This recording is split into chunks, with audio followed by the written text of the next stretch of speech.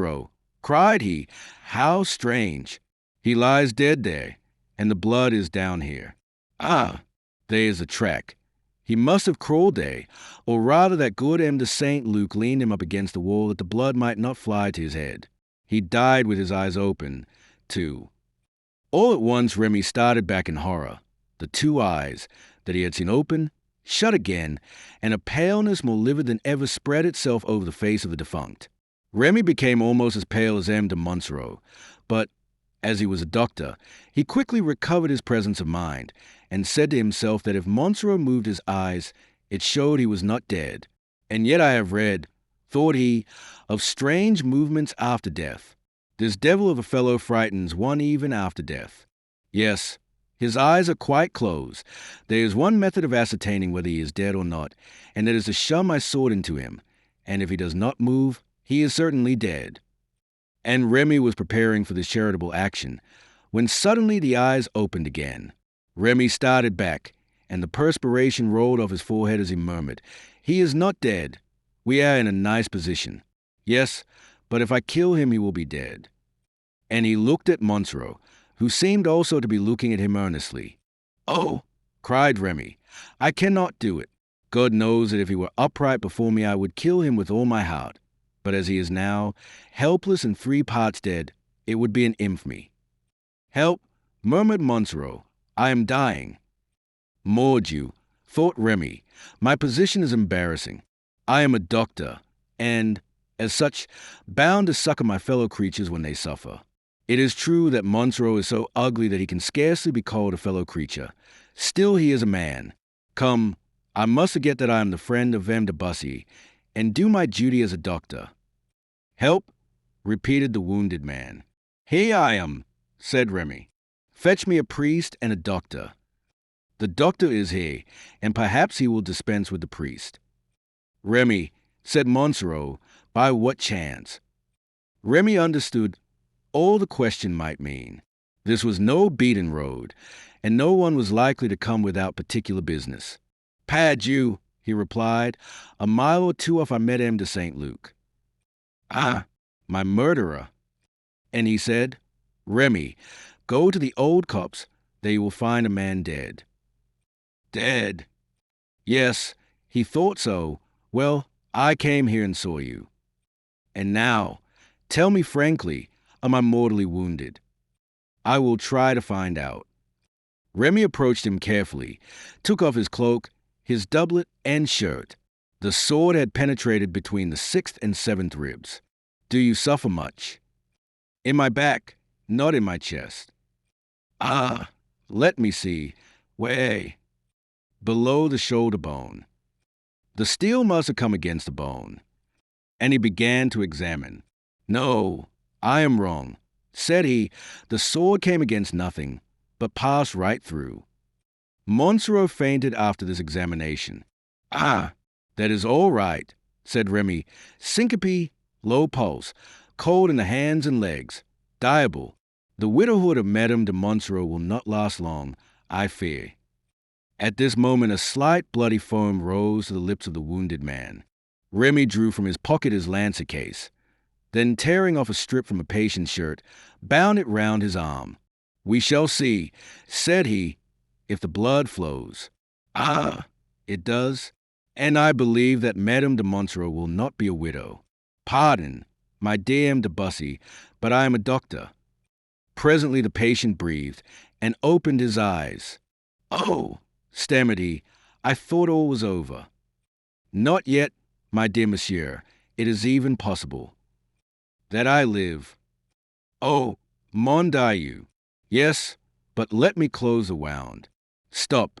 Do not move. Nature at this moment is aiding my work. I make the blood flow, and she stops it. Ah, nature is a great doctor, my dear sir. Let me wipe your lips. See, the bleeding has stopped already. Good. All goes well, or rather badly." "Badly?" "No, not for you, but I know what I mean." "You think I shall get well?" "Alas, yes." "You are a singular doctor, M. Remy." "Never mind, as long as I cure you," said he, rising. "Do not abandon me," said the Count. "Ah, you talk too much. Diable, I ought to tell him to cry out." "What do you mean?" "Never mind. Your wound is dressed. Now I will go to the castle and fetch assistance." "And what must I do meanwhile?" "Keep quite still. Do not stir. Breathe lightly, and try not to cough. Which is the nearest house?" "The Chateau de Mirador." "Which is the way to it?" said Remy, affecting ignorance. "Get over the wall, and you will find yourself in the park." "Very well. I go." "Thanks, generous man." "Generous, indeed, if you only knew all." He soon arrived at the chateau, where all the inhabitants were busy looking for the body of the Count. For St. Luc had given them a wrong direction. Remy came among them like a thunderbolt, and was so eager to bring them to the rescue that Diana looked at him with surprise. "I thought he was Bussy's friend," murmured she, as Remy disappeared, carrying with him a wheelbarrow, lint, and water. Chapter 69. How M. le Duc d'Anjou went to Mirador to congratulate Madame de Monsoreau on the death of her husband, and found him there before him. As soon as the Duke left his mother, he hastened to Bussy to know the meaning of all his signs. Bussy, who was reading St. Luc's letter for the 5th time, received the prince with a gracious smile. "How? Monseigneur takes the trouble to come to my house to seek me." "Yes, Mordieu, I want an explanation." "From me?" "Yes, from you." "I listen, Monseigneur." "You tell me to steel myself against the suggestions of my mother, and to sustain the attack valiantly. I do so, and in the hottest of the fight you tell me to surrender. I gave you all those charges, Monseigneur, because I was ignorant of the object for which your mother came, but now that I see that she has come to promote your Highness's honor and glory." "How? What do you mean?" "Doubtless. What does your Highness want? To triumph over your enemies, do you not? For I do not believe, as some people say, that you wish to become King of France." The Duke looked sullen. "Some might counsel you to it, but believe me they are your most cruel enemies. Consider for yourself, Monseigneur. Have you 100,000 men, 10 millions of livres, alliance with foreigners, and, above all, would you turn against your king?" "My king did not hesitate to turn against me." "Ah, there you are right. Well, declare yourself, get crowned, take the title of King of France, and if you succeed, I ask no better. I should grow great with you." "Who speaks of being king?" cried the Duke angrily. "You discuss a question which I have never proposed, even to myself." "Well, then, that is settled. Let them give you a guard and 500,000 livres. Obtain, before peace is signed, a subsidy from Anjou to carry on the war. Once you have it, you can keep it. So we should have arms and money, and we could do God knows what. But once they have me at Paris, they will laugh at me." "Oh, impossible. Monseigneur, did you not hear what the Queen Mother offered you?" "She offered me many things." "That disquiets you." "Yes. But, among other things, she offered you a company of guards, even if I commanded it." "Yes, she offered that." "Well, accept. I will be captain, and Traigs and Liverat lieutenants, and Riberac ensign. Let us get up your company for you, and see if they dare to laugh at you then." "My voix, I believe you are right. Bussy, I will think of it." "Do so, Monseigneur. What were you reading so attentively when I came in?"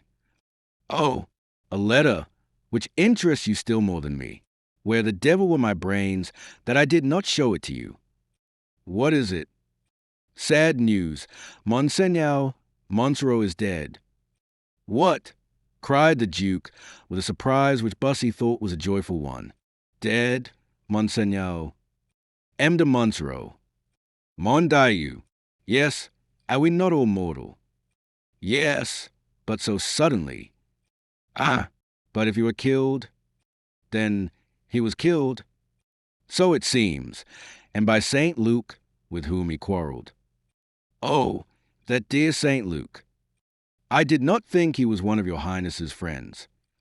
Oh, he is my brother's, and since we are to be reconciled, his friends are mine. But are you sure? As sure as I can be. Here is a letter from St. Luke, announcing it, and I have sent Remy, my doctor, to present my condolences to the old baron. Oh, Monsoreau, cried the prince, with his malignant smile. Why, Monseigneur, one would say you hated the poor count. No, it was you. Of course I did. Did he not humiliate me through you? You remember it still.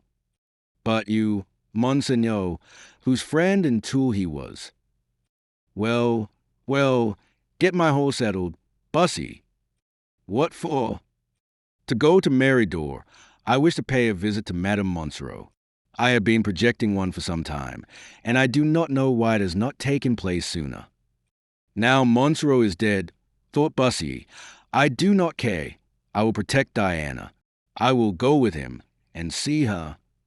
A quarter of an hour after, the prince, Bussy, and 10 gentlemen rode to Meridor, with that pleasure which fine weather, turf, and youth always inspire in men on horseback. The porter at the chateau came to ask the names of the visitors. The Duc d'Anjou, replied the prince. The porter blew his horn, and soon windows were opened, and they heard the noise of bolts and bars as the door was unfastened, and the old baron appeared on the threshold, holding in his hand a bunch of keys. Immediately behind him stood a lady. Ah, there's the beautiful Diana, cried the duke. Do you see her? Bussy!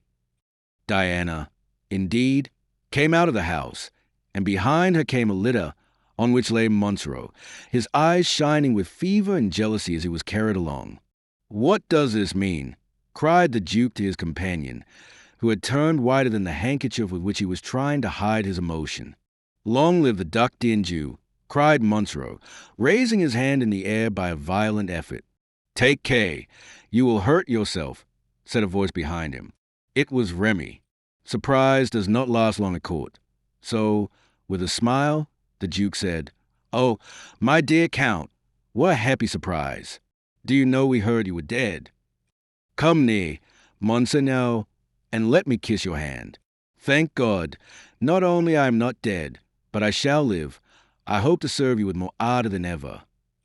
As for Bussy, he felt stunned and scarcely dared to look at Diana. This treasure, twice lost to him, belonged still to his rival. And you, M. de Bussy, said Monsoreau, receive my thanks, for it is almost to you that I owe my life. To me, stammered the young man, who thought the count was mocking him. Yes, indirectly. It is true, for here is my savior, said he, turning to Remy, who would willingly have sunk into the earth. Then, in spite of his signs, which he took for precautions to himself, he recounted the care and skill which the young doctor had exhibited towards him. The duke frowned, and Bussy looked thunders. The poor fellow raised his hands to heaven.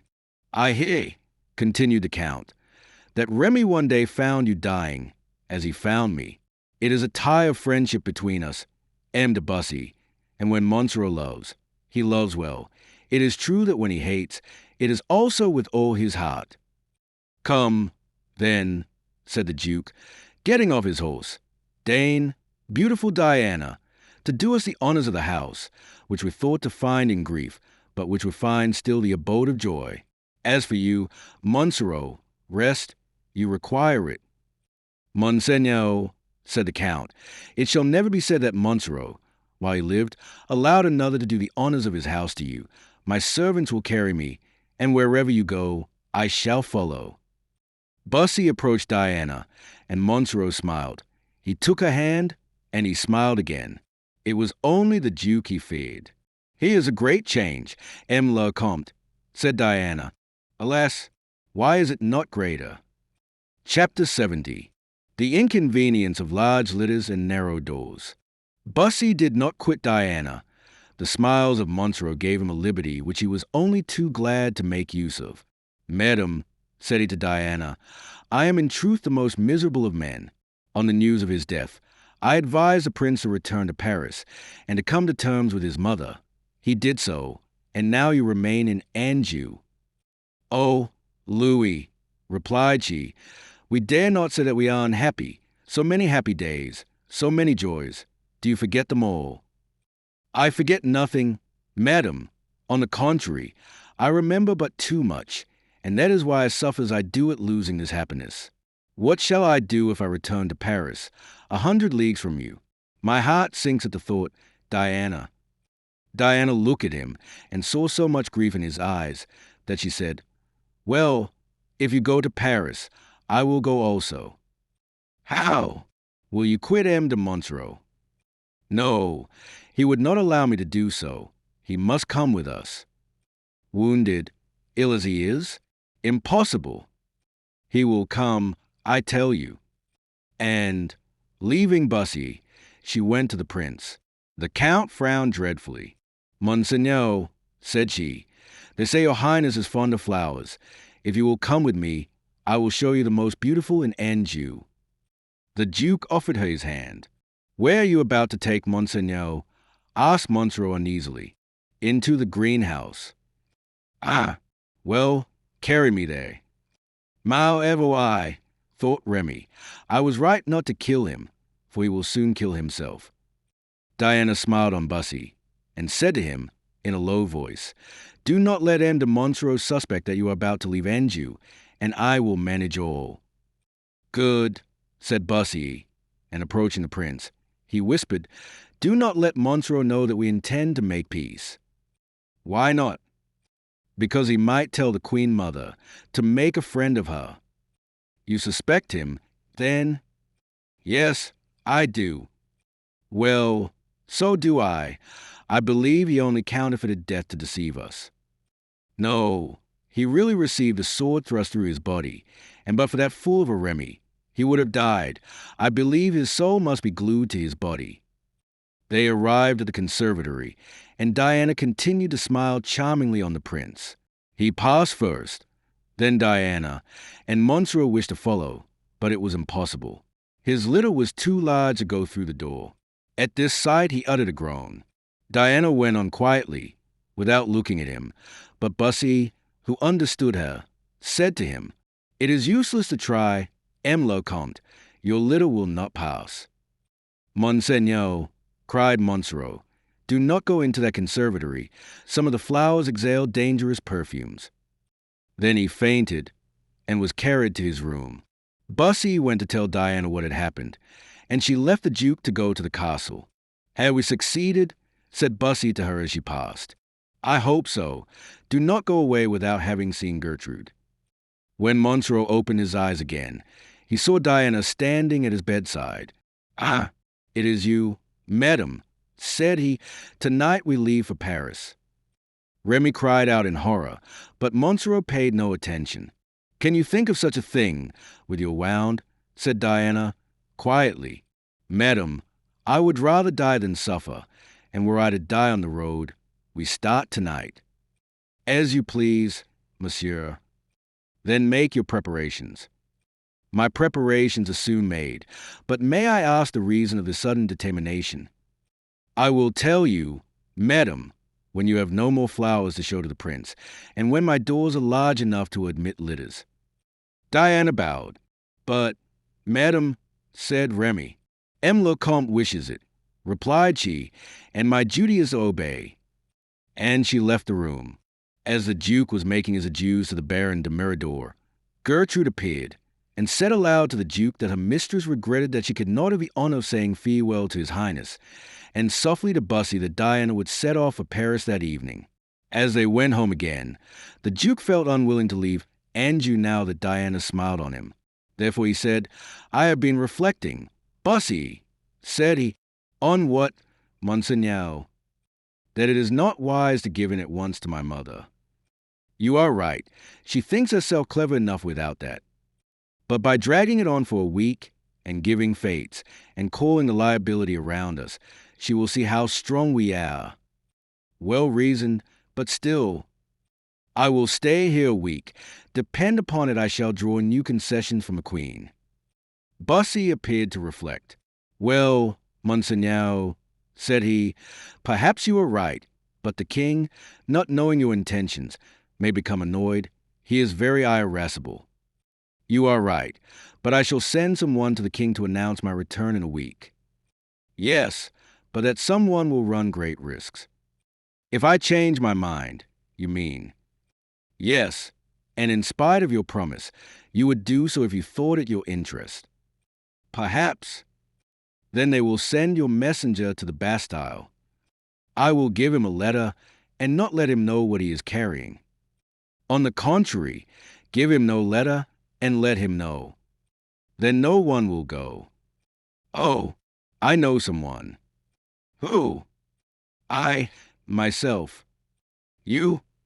Yes, I like difficult negotiations.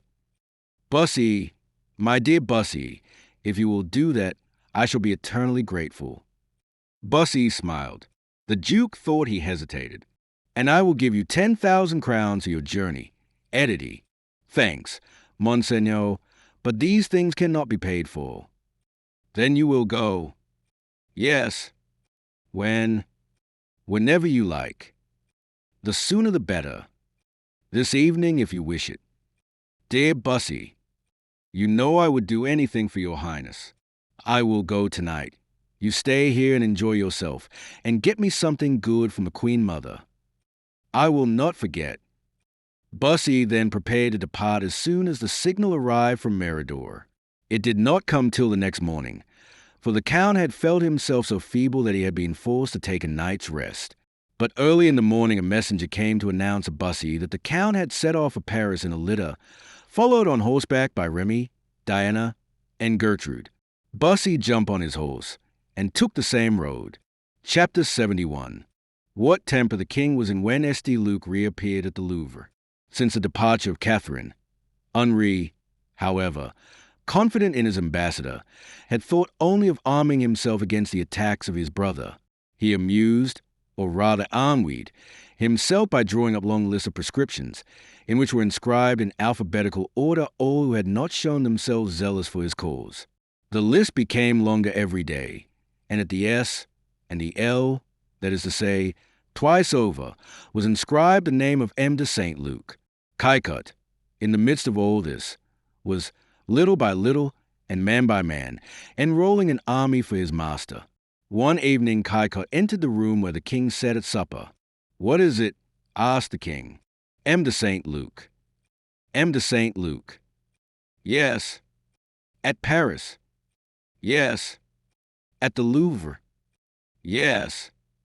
The king rose, red and agitated. "What has he come for?" "The traitor."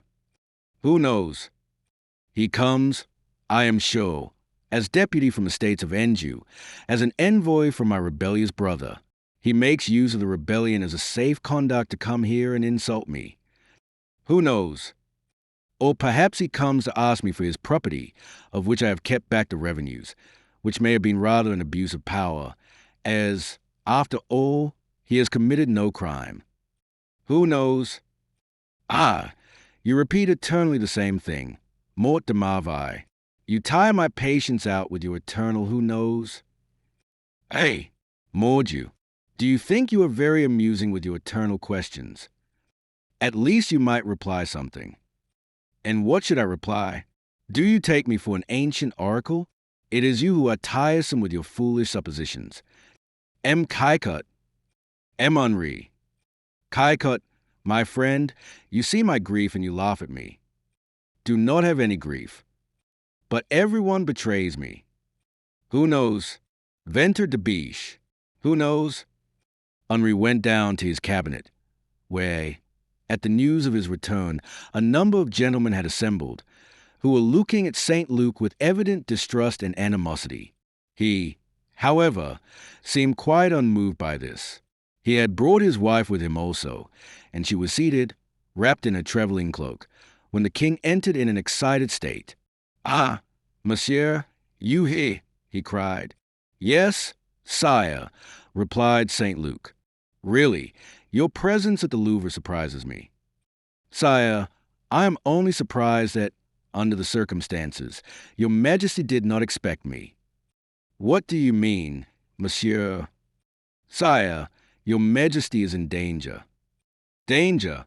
cried the courtiers. "Yes, gentlemen, a real serious danger, in which the king has need of the smallest as well as the greatest of those devoted to him. Therefore I come to lay at his feet my humble services." "Ah," said Kaikot, "you see, my son, that I was right to say, who knows." Henri did not reply at once. He would not yield immediately. After a pause, he said, "Monsieur, you have only done your duty. Your services are due to us." "The services of all the king's subjects are due to him. I know, sire, but in these times many people forget to pay their debts. I, sire, come to pay mine, happy that your majesty will receive me among the number of your creditors."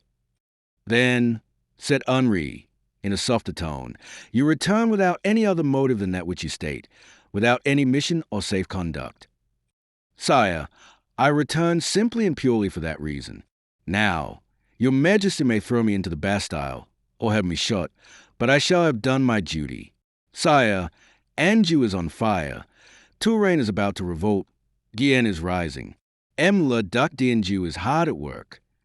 He is well supported, is he not? Sire, M. de Bussy, firm as he is, cannot make your brother brave. Ah, he trembles. Then the rebel. Let me go and shake St. Luc's hand," said Kaikot, advancing. The king followed him, and going up to his old favorite, and laying his hand on his shoulder, said, "You are welcome, St. Luc." "Ah, sire," cried St. Luc, kissing the king's hand, "I find again my beloved master." "Yes, but you, my poor St. Luc, you have grown thin." "It is with grief at having displeased your majesty," said a feminine voice. Now, although the voice was soft and respectful, Henri frowned, for it was as distasteful to him as the noise of thunder was to Augustus. "Madame de St. Luc," said he. "Ah, I forgot." Jane threw herself at his feet. "Rise, madame," said he. "I love all that bear the name of St. Luc." Jane took his hand and kissed it, but he withdrew it quickly. "You must convert the king," said Kaikot to the young woman. "You are pretty enough for it." But Henri turned his back to her, and passing his arm round St. Luc's neck, said, "Then we have made peace. St. Luc, say rather, sire, that the pardon is granted." "Madam," said Kaikot, "a good wife should not leave her husband," and he pushed her after the king and St. Luc. Chapter 72, in which we meet two important personages whom we have lost sight of for some time.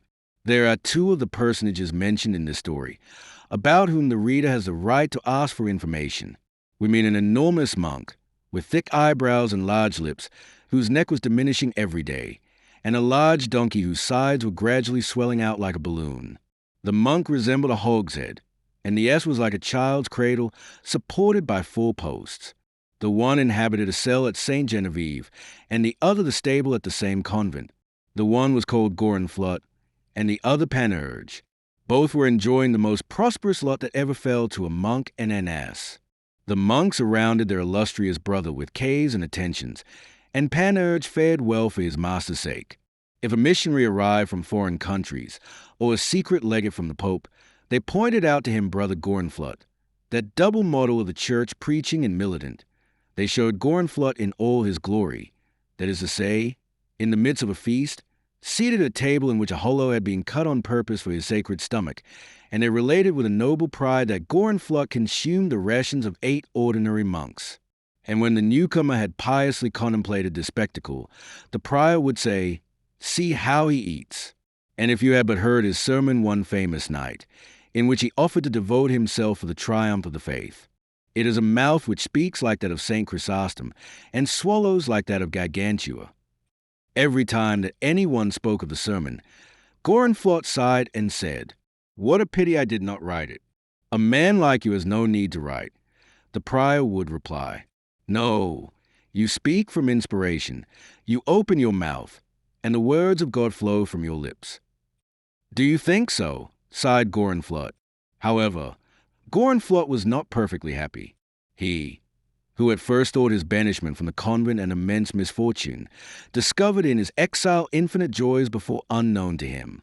He sighed for liberty, liberty with Kaikot, the joyous companion, with Caicut, whom he loved without knowing why. Since his return to the convent, he had never been allowed to go out. He never attempted to combat this decision, but he grew sadder from day to day. The prior saw this, and at last said to him, "My dear brother, no one can fight against his vocation. Yours is to fight for the faith. Go then, fulfill your mission, only watch well over your precious life, and return for the great day." "What great day?" "That of the fate Dieu."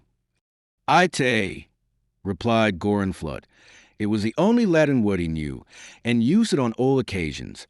"But give me some money to bestow in alms in a Christian manner." "You have your text, have you not, dear brother?" "Yes, certainly." "Confide it to me." "Willingly, but to you alone. It is this, the flail which threshes the corn." "Oh, magnificent! Sublime!" cried the prior. "Now, my father, am I free?" "Yes, my son, go and walk in the way of the Lord." Gorenflot settled Panurge, mounted him with the aid of 2 vigorous monks, and left the convent about 7 in the evening. It was the same day on which St. Luc arrived at Paris from Meridor. Gorenflot, having passed through the Rue Saint-Étienne, was going to have turned to the right, when suddenly Panurge stopped. A strong hand was laid on his croup. "Who is they?" cried Gorenflot, in terror. "A friend." Gorenflot tried to tone, but he could not. "What do you want?" said he. "Will my venerable brother show me the way to the corn d'abondance?" "Morbleu, it is M. Caicut," cried Gorenflot joyfully. "Just so. I was going to seek you at the convent, when I saw you come out, and followed you until we were alone. Ventre de biche, how thin you are!" "But what are you carrying, M. Caicut?" said the monk. "You appear laden." "It is some venison which I have stolen from the king." "Dear M. Caicut, and under the other arm?" "A bottle of Cyprus wine sent by a king to my king." "Let me see." "It is my wine, and I love it much. Do not you, brother?" "Oh, oh," cried Gorenflot, raising his eyes and hands to heaven, and beginning to sing in a voice which shook the neighboring windows. It was the first time he had sung for a month. Chapter 73. Diana's second journey to Paris. Let us leave the 2 friends entering the corn d'abondance, and return to the litter of M. Monsoreau and de Bussy, who set out with the intention of following them. Not only is it not difficult for a cavalier well mounted to overtake foot travelers, but it is difficult not to pass them. This happened to Bussy. It was the end of May. The heat was great, and about noon M. de Monsoreau wished to make a halt in a little wood, which was near the road, and as they had a horse laden with provisions, they remained there until the great heat of the day had gone by. During this time Bussy passed them, but he had not traveled, as we may imagine, without inquiring if a party on horseback and a litter carried by peasants had been seen. Until he had passed the village of Durdle, he had obtained the most satisfactory information, and, convinced that they were before him, had ridden on quickly. But he could see nothing of them, and suddenly all traces of them vanished, and on arriving at La Flèche, he felt certain he must have passed them on the road. Then he remembered the little wood, and doubted not that they had been resting there when he passed. He installed himself at a little inn, which had the advantage of being opposite the principal hotel, where he doubted not that Monsoreau would stop, and he remained at the window watching. About 4 o'clock he saw a courier arrive, and half an hour afterwards the whole party. He waited till 9 o'clock, and then he saw the courier set out again, and after him the litter, then Diana, Remy, and Gertrude on horseback. He mounted his horse and followed them, keeping them in sight. Monsoreau scarcely allowed Diana to move from his side, but kept calling her every instant. After a little while, Bussy gave a long, shrill whistle, with which he had been in the habit of calling his servants at his hotel. Remy recognized it in a moment. Diana started, and looked at the young man, who made an affirmative sign. Then he came up to her and whispered, "It is he." "Who is speaking to you, madam?" said Monsoreau. "To me, monsieur." "Yes, I saw a shadow pass close to you, and heard a voice." "It is M. Remy. Are you also jealous of him?" "No, but I like people to speak out. It amuses me." There are some things which cannot be said aloud before M. le Comte. However, said Gertrude, coming to the rescue. Why not? For two reasons. Firstly, because some would not interest you, and some would interest you too much. And of which kind is what M. Remy has just whispered? Of the latter. What did Remy say to you, Madam? I said, M. le Comte, that if you excite yourself so much, you will be dead before we have gone a third of the way. Monsoreau grew deadly pale. He is expecting you behind, whispered Remy. Again, ride slowly, and he will overtake you. Monsoreau, who heard a murmur, tried to rise and look back after Diana. Another movement like that, M. le Comte, and you will bring on the bleeding again, said Remy. Diana turned and rode back a little way, while Remy walked by the litter to occupy the Count. A few seconds after, Bussy was by his side. You see I follow you, said he, after their first embrace. Oh, I shall be happy if I know you are always so near to me. But by day he will see us. No, by day you can ride afar off. It is only I who will see you, Louis. From the summit of some hill, at the turn of some road, your plume waving, your handkerchief fluttering in the breeze, would speak to me in your name and tell me that you love me. Speak on, my beloved Diana. You do not know what music I find in your voice. And when we travel by night, which we shall often do, for Remy has told him that the freshness of the evening is good for his wounds, then, as this evening, from time to time, I will stay behind, and we will tell each other, with a rapid pressure of the hands, all our thoughts of each other during the day. Oh, I love you, murmured Bussy. Oh, to see you, to press your hand, Diana. Suddenly they heard a voice which made them both tremble, Diana with fear, and Bussy with anger. Diana, it cried, where are you? Answer me. Oh, it is he. I had forgotten him, said Diana. Sweet dream, frightful awaking. Listen, Diana, we are together. Say one word, and nothing can separate us more. Diana, let us fly. What prevents us? Before us is happiness and liberty. One word, and we go. One word, and lost to him, you belong to me forever. And my father, when he shall know how I love you. Oh, a father. I will do nothing by violence, dear Diana. Order, and I obey. It is our destiny, Bussy, but be strong, and you shall see if I know how to love. Must we then separate? Comtesse, cried the voice. Reply, oh, if I kill myself in doing it, I will jump from his infernal litter.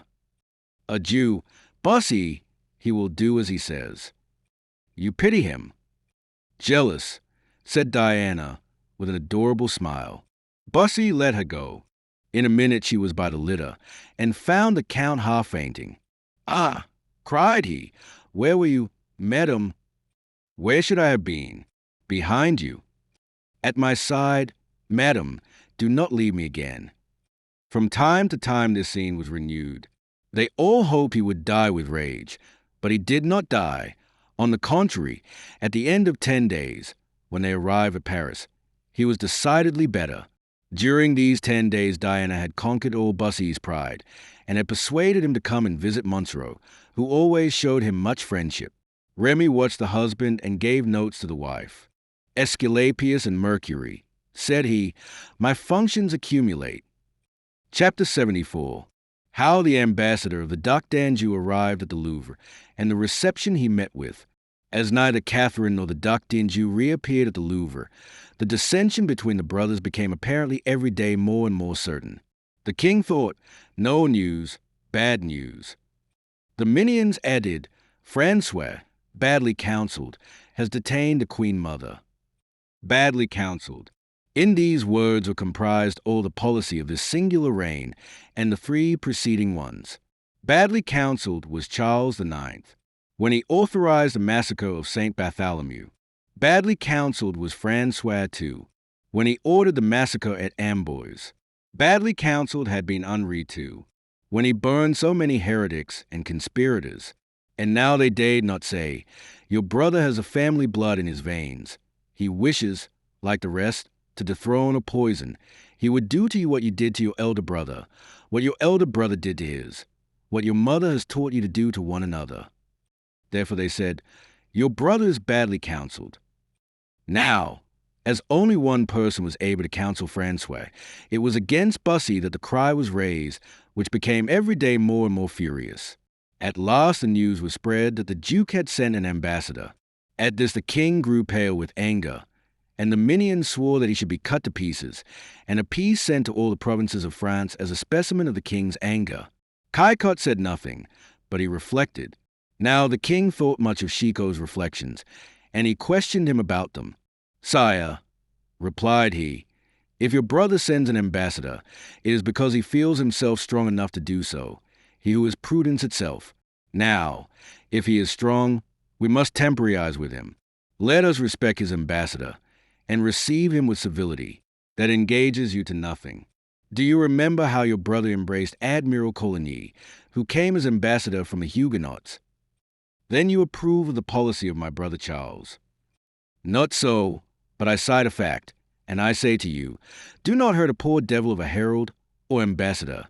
Perhaps we may find the way to seize the master, the mover, the chief, the great duc d'Anjou, with the three guises, and if you can shut them up in a place safer than the Louvre, do it. That is not so bad. Then why do you let all your friends bellow so?" "Bellow? Yes, I would say roar, if they could be taken for lions, but they are more like bearded apes. Caillecotte, they are my friends. Friends? I would lay any bet to make them all turn against you before tomorrow. Well, what do you advise? To wait, my son. Half the wisdom of Solomon lies in that word. If an ambassador arrive, receive him courteously. And as to your brother, kill him if you can and like, but do not degrade him. He is a great knave, but he is a Valois. Besides, he can do that well enough for himself. It is true, Caillecotte. One more lesson that you owe me. Now let me sleep. Henri, for the last week I have been engaged in fuddling a monk." "A monk? The one of whom you have already spoken to me?" "Just so. You promised him an abbey." "Aye. Pardieu, it is the least you can do for him, after all he has done for you. He is then still devoted to me. He adores you. Apropos, my son." "What?" "In 3 weeks it will be the fête d'Ailleux. Well, are we to have some pretty little procession? I am the most Christian king, and it is my duty to set an example to my subjects. And you will, as usual, stop at the 4 great convents of Paris." "Yes." "At Saint Genevieve?" "Yes, that is the second I stop at." "Good. Why do you ask?" "Oh, nothing. I was curious. Now I know all I want. So good night, Henri." But just as Caillecotte prepared to leave, a great noise was heard. "What is that noise?" said the king. "It is ordained that I am not to sleep. Henri, you must get me a room in the town, or I must leave your service. The Louvre becomes insupportable." At this moment the captain of the guards entered, saying, "Sire, it is an envoy from Duc d'Anjou." "With a suite?" "No, sire, alone." "Then you must receive him doubly well, Henri, for he is a brave fellow." "Well," said the king, very pale, but trying to look calm, "let all my court assemble in the great hall." Chapter 75, which is only the end of the preceding one. Henri sat on his throne in the great hall, and around him was grouped an eager crowd. He looked pale and frowning. "Sire," said Quelus to the king, "do you know the name of the ambassador?" "No, but what does it matter?" "Sire, it is M. de Bussy. The insult is doubled." "I see no insult," said the king, with affected sang-froid. "Let him enter," continued he. Bussy, with his head in his hand, and his head erect, advanced straight to the king, and waited, with his usual look of pride, to be interrogated. "You hear, M. de Bussy," said the king. "I thought you were an Anjou." "Sire, I was—" But you see I have quitted it. And what brings you here? The desire of presenting my humble respects to your majesty. The king and courtiers look astonished. They expected a different answer. And nothing else, said the king. I will add, sire, the orders are received from a Duc d'Anjou to join his respects to mine. And the duke said nothing else. Only that he was on the point of returning with the queen mother, and wished me to apprise your majesty of the return of one of your most faithful subjects. The king was choked with surprise. Good morning, M. de Bussy, said Caicot. Bussy toned, astonished to find a friend in that place. Good day, M. Caicot. I am delighted to see you. Is that all you have to say, M. de Bussy? Asked the king. Yes, sire. Anything that remains to be said will be said by the duke himself. The king rose and went away, and Bussy continued to converse with Caicot until the king called to him. As soon as Bussy was alone, Quelus approached him. Good morning, M. Quelus, said Bussy graciously. May I have the honor of asking how you are? Very bad. Oh, mon Dieu, what is the matter? Something annoys me infinitely. Something, and are you not powerful enough to get rid of it? It is not something, but someone that M. Quelus means, said Morgian, advancing, and whom I advise him to get rid of, said Schomberg, coming forward on the other side. Ah, M. de Schomberg, I did not recognize you. Perhaps not. Is my face still blue? Not so. You are very pale. Are you not well? Yes, it is with anger. Oh, then you have also someone who annoys you. Yes, monsieur. And I also, said Morgian. Really, gentlemen, you all look very gloomy. You forget me, said D'Epernon, planting himself before Bussy. Pardon me, M. d'Epernon. You are behind the others, as usual, and I have so little the pleasure of knowing you that it was not for me to speak first. It was strange to see Bussy smiling and calm among those for furious faces, whose eyes spoke with so terrible an eloquence that he must have been blind or stupid not to have understood their language. But Bussy never lost his smile. It seems to me that there's an echo in this room, said he quietly. Look, gentlemen, said Quelus, how provincial and de Bussy has become. He has a beard, and no, not his sword. He has black boots and a grey hat. It is an observation that I was just making to myself. My dear sir, seeing you so well dressed, I said to myself, how much harm a few weeks' absence does to a man. Here am I, Louis de Clermont, forced to take a little Gascon gentleman as a model of taste. But let me pass. You are so near to me that you tread on my feet, and I feel it in spite of my boots.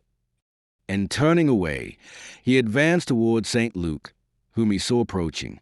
Incredible, cried all the young men. We insulted him. He took no notice. There is something in it, said Quelus. Well, said the king, advancing, what were you and M. de Bussy saying? Do you wish to know what M. de Bussy said, sire? Yes, I am curious. Well, I trod on his foot and insulted him, and he said nothing.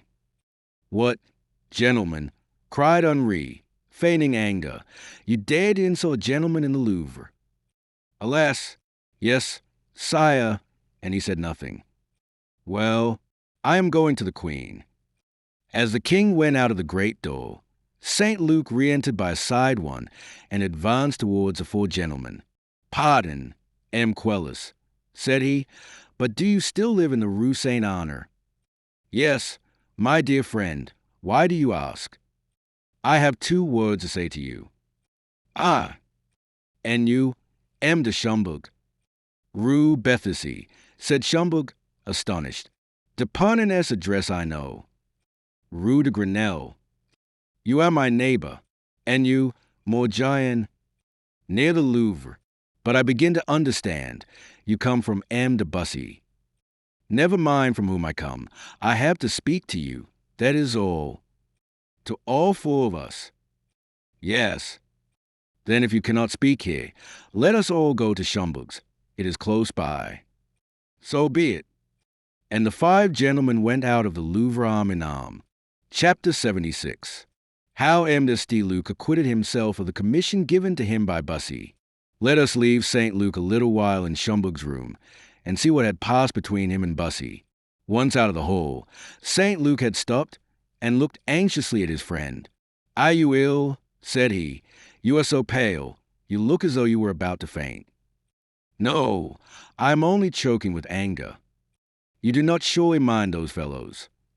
"You shall see." "Come, Bussy, be calm."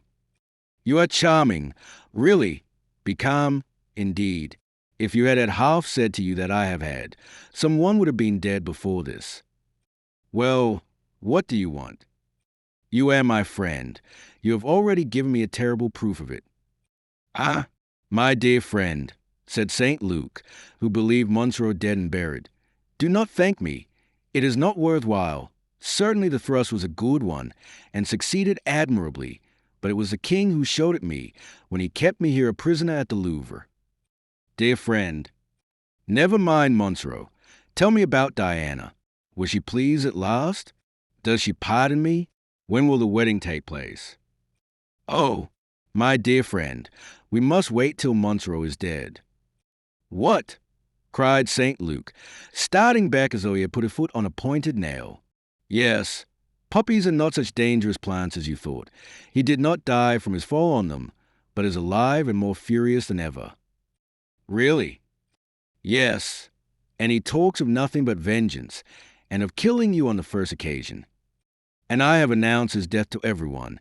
He will find his heirs in mourning. But he shall not give me the lie. I shall meet him again, and if he escapes me a second time." "Calm yourself, my dear St. Luc. Really, I am better off than you would think. It is the Duke whom he suspects, and of whom he is jealous. I am his dear Bussy, his precious friend. That is only natural, for it was that fool of a Remy who cured him. What an idiot he must have been. He has an idea that, as an honest man and a doctor, it is his duty to cure people. However, Monsoreau says he owes his life to me, and confides his wife to my care. Ah, I understand that this makes you wait more patiently for his death. However, I am quite thunderstruck at the news. But now, my friend, let us leave Monsoreau.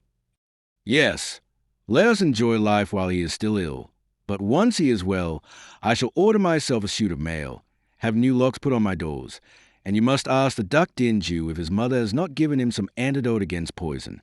Meanwhile, let us amuse ourselves.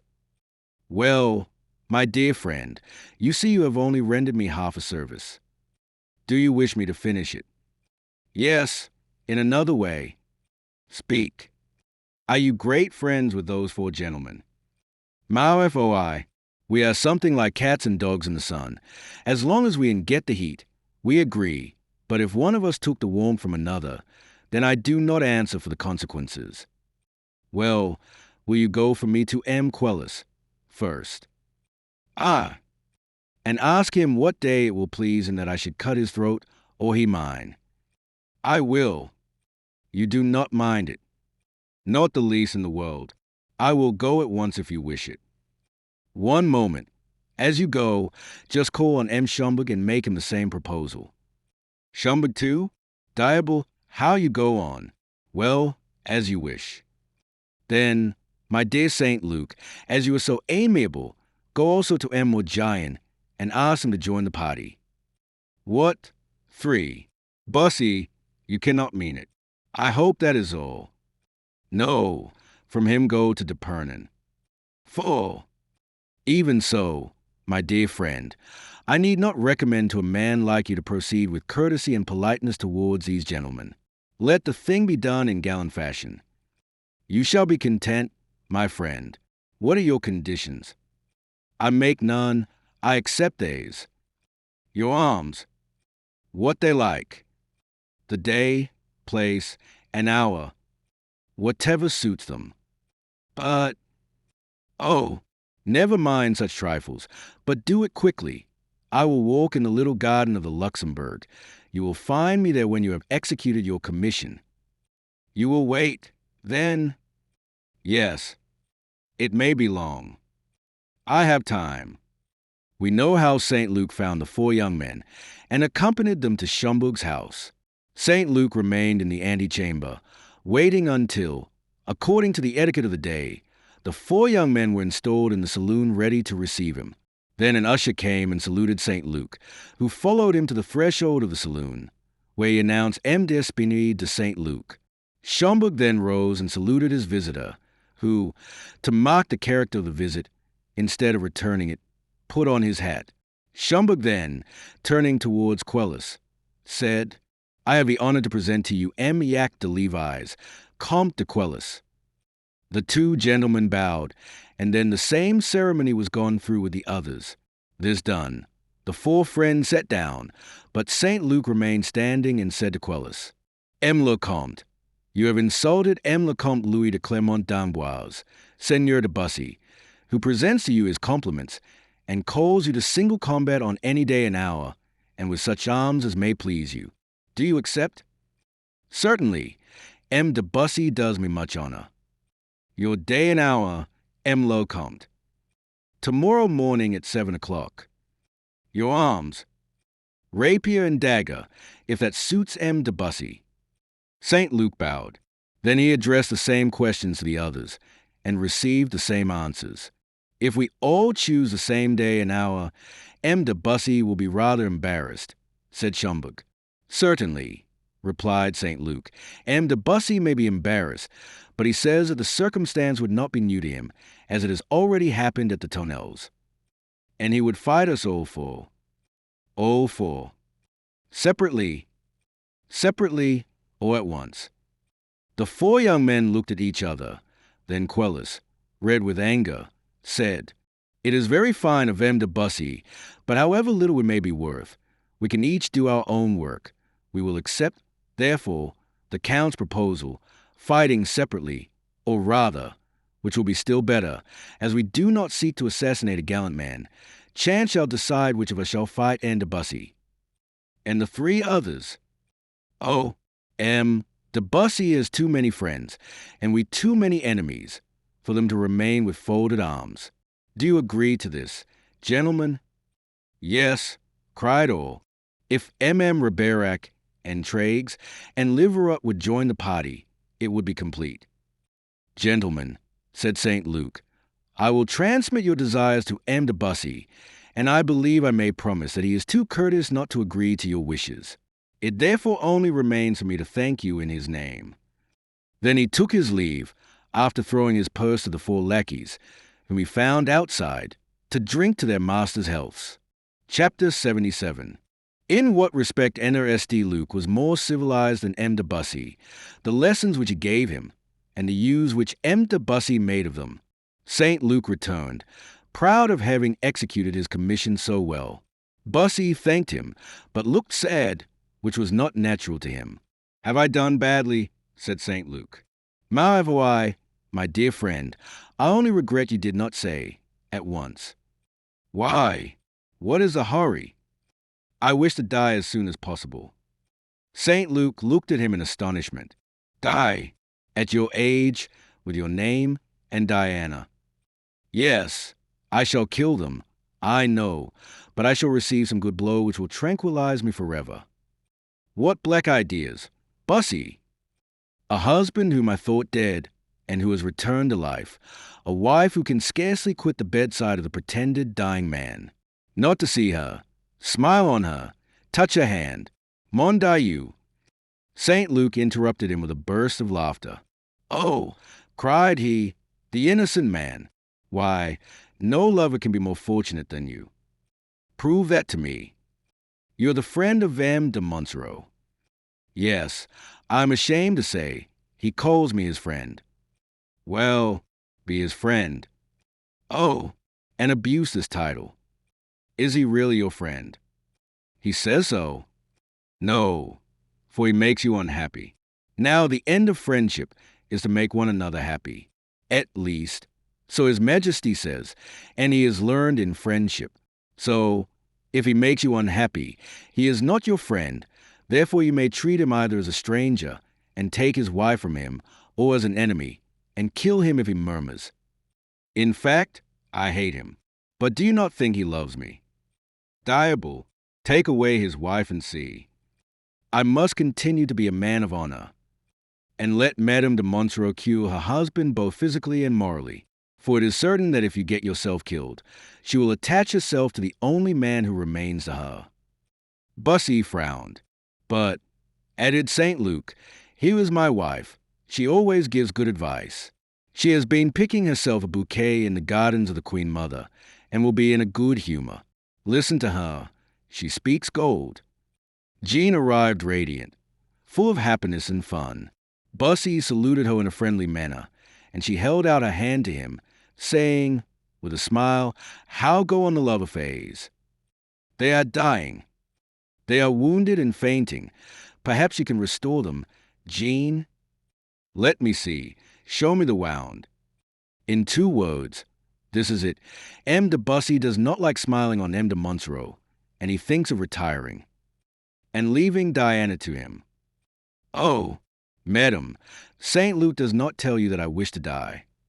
Poor Diana, murmured Jean. Decidedly men are ungrateful. Good. This is a conclusion my wife draws. I, ungrateful, cried Bussy, because I fear to render my love vile by practicing a disgraceful hypocrisy. Oh, monsieur, that is only a pretext. If you were really in love, you would fear but one thing, not to be loved in return. But, madam, there are sacrifices. Not another word. Confess that you love Diana no longer. It will be more worthy of a gallant man. Bussy grew pale. You do not dare to tell her. Well, I will. Madam, you are rich, you men, with your sacrifices. And does she make none? What? Expose herself to be massacred by the tiger of a Monsoreau, preserve a position only by employing a strength of will of which Samson or Hannibal would have been incapable. Oh, I swear, Diana is sublime. I could not do a quarter of what she does every day. Thank you, said St. Luke. And he hesitates, continued she. He does not fall on his knees and say his mea culpa. You are right, said Bussy. I am but a man, that is to say, an imperfect creature, inferior to the most commonplace woman. It is lucky you are convinced of it. What do you order me? To go at once and pay it visit. To M. de Monsoreau, who speaks of him, to Diana. But he never leaves her. When you went so often to see Madame de Babezieux, had she not always near that great ape who bit you because he was jealous? Bussy began to laugh, and St. Luke and Jean followed his example. Madam, then said Bussy, I am going to M. de Monsoreau's house. Adieu. He went there, and found the Count in bed. He was delighted to see him, and told him that Remy promised that his wound would be cured in 3 weeks. Bussy recounted to him the commission with which he had been charged, and his visit to the court. The Duke has still projects on foot, has he not? I believe so. Do not compromise yourself for that bad man. I know him. He is perfidious, and will not hesitate to betray you. I know it. You are my friend, and I wish to put you on your guard. You must sleep after the dressing of your wound, said Remy. Yes, my dear doctor, my friend, take a turn in the garden with Madame de Monsoreau. I am at your orders, replied Bussy. Chapter 78. The Precautions of M. de Monsoreau. St. Luke was right, and Jean was right, and Bussy soon acknowledged it. As for Diana, she gave herself up to the 2 instincts that Figaro recognizes as inborn in mankind, to love and to deceive. M. de Monsoreau grew better and better. He had escaped from fever, thanks to the application of cold water, that new remedy which Providence had discovered to Ambrose Pay, when all at once he received a great shock at hearing of the arrival in Paris of the Duke with the Queen Mother. The day after his arrival, the Duke, under the pretext of asking after him, presented himself at his hotel, and it was impossible to close his door against a prince who showed so much interest in him. M. de Monsoreau therefore was obliged to receive the prince, who was most amiable to him and to his wife. As soon as he was gone, M. de Monsoreau took Diana's arm, and in spite of Remy's remonstrances walked 3 times round his armchair, and, From his satisfied air, Diana was sure he was meditating on some project. The next day the Duke came again, and this time Monsoreau walked round his room. That evening Diana warned Bussy that her husband had certainly some project in his head. A few minutes after, when Bussy and Monsoreau were alone, "When I think," said Monsoreau, "that this prince, who smiles on me, is my mortal enemy, and tried to have me assassinated by M. de St. Luc." "Oh, assassinated. Take care, M. le Comte. St. Luc is a gentleman, and you confess yourself that you provoked him through the sword first, and received your wound in fair fight." "Certainly, but it is not the less true that he obeyed the wishes of M. d'Anjou. Listen, I know M. de St. Luc, and I can assure you he is devoted to the king and hates the Duke. If your wound had come from intrigues, Liverot, or Riberac, it might be so, but not from St. Luc." "You do not know," replied Monsoreau, obstinate in his opinion. At last he was able to go down into the garden. "That will do," said he. "Now we will move." "Why move?" said Remy. "The air is good here, and there is plenty of amusement." "Too much. M. d'Anjou fatigues me with his visits, and he always brings with him a crowd of gentlemen, and the noise of their spurs destroys my nerves." "But where are you going?" "I have ordered them to get ready my little house at the Tournelles." Bussy and Diana exchanged a look of loving remembrance. "What? That little place?" cried Remy, imprudently. "What? Do you know it? Who does not know the houses of the chief huntsman? Particularly I, who lived in the Rue Beautrellis." Yes, yes, I will go there. It is a fortress, and one can see from the window, 300 yards off, who is coming to visit you, and avoid them if you like, particularly when you are well." Bussy bit his lips. He feared a time might come when Monsoreau might avoid him. Diana thought of the time when she had seen Bussy in that house, lying fainting on the bed. "You cannot do it," said Remy. "Why not, if you please, monsieur?" "Because the chief huntsman of France must hold receptions, must keep valets and equipages. Let him have a palace for his dogs, if he likes, but not a dog kennel for himself." "It is true, but I am the doctor of the mind as of the body. It is not your residence here that displeases you." "What then?" "That of Madame, therefore send her away." "Separate," cried Monsoreau, fixing on Diana a look more of anger than love. "Then give up your place. Send in your resignation. I believe it would be wise. If you do not do your duty, you will displease the king, and if you do—" "I will do anything but quit the Countess," said Monsoreau, with closely shut teeth. As he spoke, they heard in the courtyard a noise of voices and horses' feet. "The Duke again!" cried he. "Yes," said Remy. Immediately after the prince entered, and Monsoreau saw his first glance given to Diana. He brought to her, as a present, one of those masterpieces, of which the artists of that day were in the habit of producing 2 or 3 in the course of a lifetime. It was a poniard with a handle of chased gold. This handle was a smelling bottle, and on the blade a chase was carved with admirable skill: horses, dogs, trees, game, and hunters, mingled together in an harmonious palomille on this blade of azure and gold. "Let me see," cried Monsoreau, who feared there was a note hidden in the handle. The prince separated the 2 parts. "To you, who are hunter," said he, "I give the blade, to the Countess the handle. Good morning. Bussy, you are then a friend of the Count's. Now." Diana reddened, but Bussy said, "Your Highness forgets that you asked me to inquire after M. de Monsoreau." "It is true." The prince sat down and began to talk to Diana. In a few minutes he said, "Count, it is dreadfully warm in your rooms. I see the Countess is stifling. I will give her my arm for a turn in the garden."